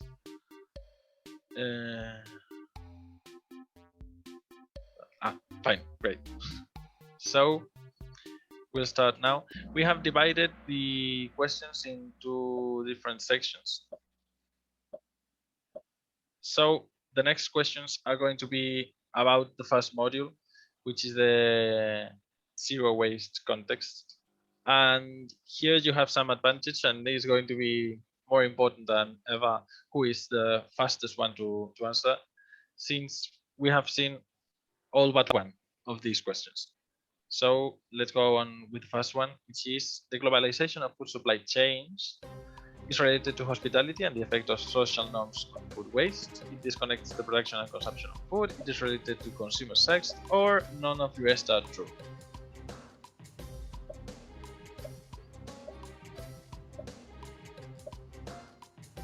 Okay, so I set a smaller time for these ones since we have already seen them. And I see that there's some people who weren't fully attending in the last Kahoot. But let's see who are the ones in the podium. So Pilar is in the first place with 842. Then Federico, Yolanda, Sarah, and Alan. And our second question is, food wastage generates negative impacts on the environment, the economy, human well-being, or none of them are true?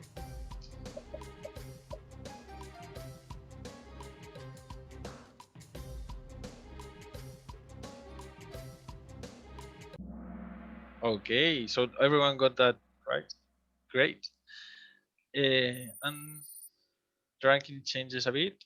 It's Pilar, Federico, Yolanda, and Alan, and Sarah. Our next question is, food wastage generates negative impacts on the environment, the economy, human well-being. All of them are true.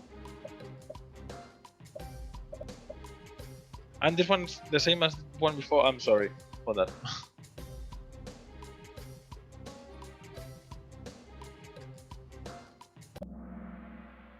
Okay, sorry. I just realized that I copied that question and forgot to to erase it. So some people are going to get more, more points in the same way.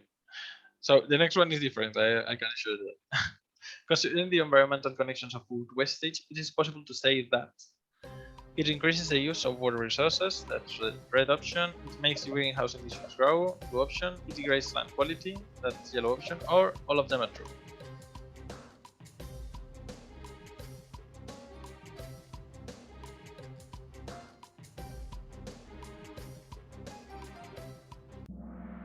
That's great. So our ranking is now Pilar, Federico, Yolanda, Sara, and Mauro. And the next one is a question that we have highlighted at least twice. I believe it's even 3 times. So let's say how you do that. It's according to UNEP 2021, how society may contribute to the food waste in supply chains. That's the red option. Food service is the main contributor to food waste in the supply chains. Blue option. Retail sector is the main contributor to food waste in the supply chain, or none of the above.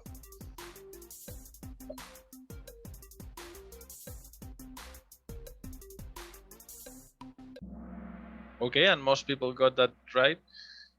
Remember, this is one of the reasons that it is so important to do these campaigns for everyone, since households have over 60% of all the food waste contribution overall. So that's why we know that we have a shared responsibility in this, and that's why everyone doing it his or her own part is so important. So let's see how our ranking changed. So now we have Pilar, Yolanda, Federico, Mauro, and Sara. And the next questions are going to be related to the modules 2 and 3. So these are going to be different to the ones that we have seen before. And we'll start with a question regarding the perishability of food. Which one is true? The duration of food is mainly dependent on food factors, that's red option. Sugar and flour are examples of perishable food, that's blue option.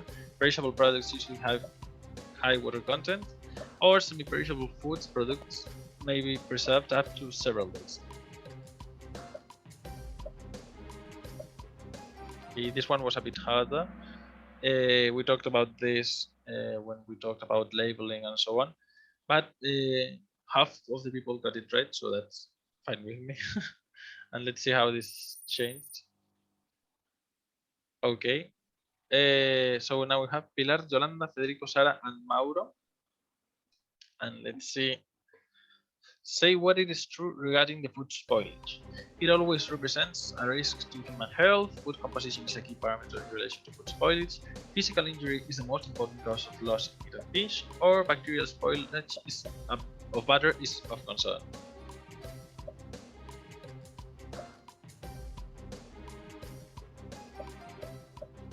Okay, this one was was a bit more difficult since not everyone answered. But the one that is true is that food composition is a key parameter in relation to food spoilage. Remember that Sarah said one of the main aspects of non-perishable foods was that they had no water or just a small amount of water in them, and that's what doesn't allow bacteria to grow so easily, and that's one of the reasons that they keep fresh more time. Well, fresh, edible more time, let's say.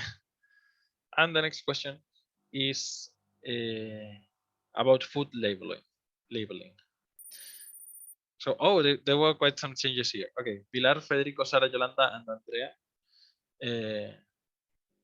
Leonardo, your name isn't here, but as Kahoot says that you're the biggest climber because you just went three places up. So keep that up, and you may get here. So next question is regarding food labeling. Indicate the false statement. The indication of the lot facilitates traceability. Allergens shall be emphasized on the food label. It is important to label the storage conditions at time before consumption, or best before and use that by dates mean the same.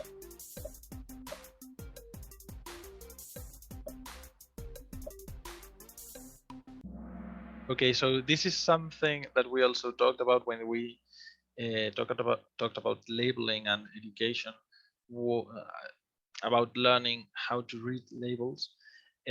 Best before and use by are different things, which are if the food is safe to eat before, just before the date that is written, that's use by. So if it goes bad or it spoils after a certain amount of time, it has to be said that the food has to be used by that date.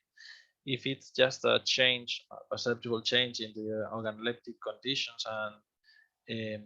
and so on, but it is still possible to eat that food safely, that would be the best before date. So this is very important regarding food waste, since consumers may waste food that they think that has spoiled because it says best before when it is still edible. It may have changed its flavor or its color in some way, maybe, but it's still safe to eat that food.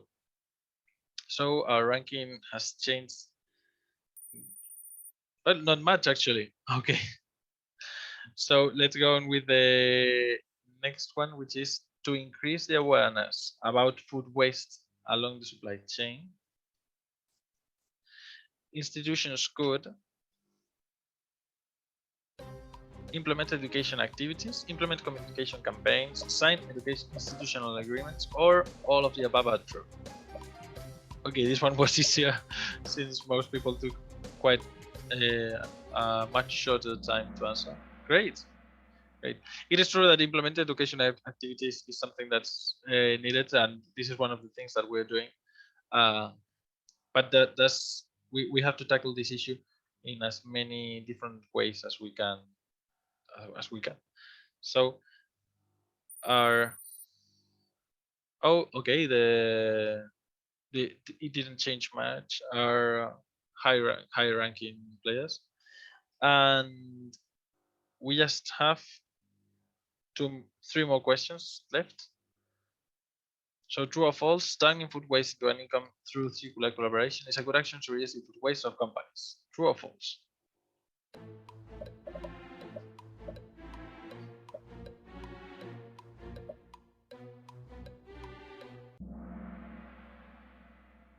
Okay, great. Okay, so the next one, the last 2 are also true or false. So speed is going to be one of the key aspects to get more points. So the next question is, replacing batch food for cooked or other preparations triggers food waste. True or false?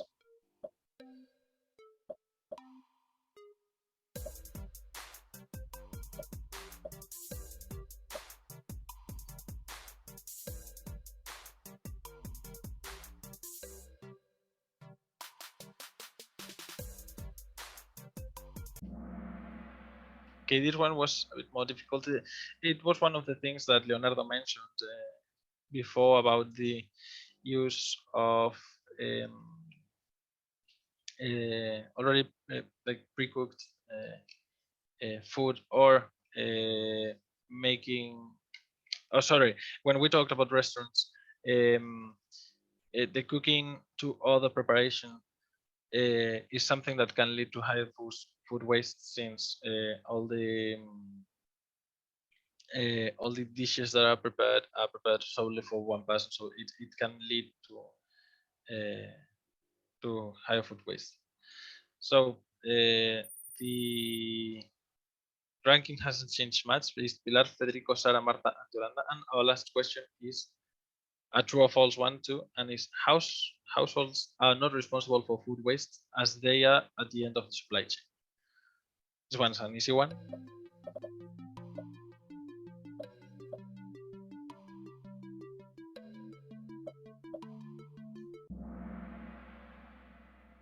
Okay, it is true that it may get difficult because it's one of these double negatives. So, but the correct answer was false because households are responsible for food waste in an important percentage, and it doesn't have anything to do with the fact that they're at the end of the supply chain. So let's see our final results. Our podium for the first day is in third place, Sara. In the second place, Federico. And in the first place, we have Pilar. Okay, great. So we'll be keeping these numbers. Well, or we'll be keeping the whole table of numbers, and we'll use them in the next sessions for the Kahoot League.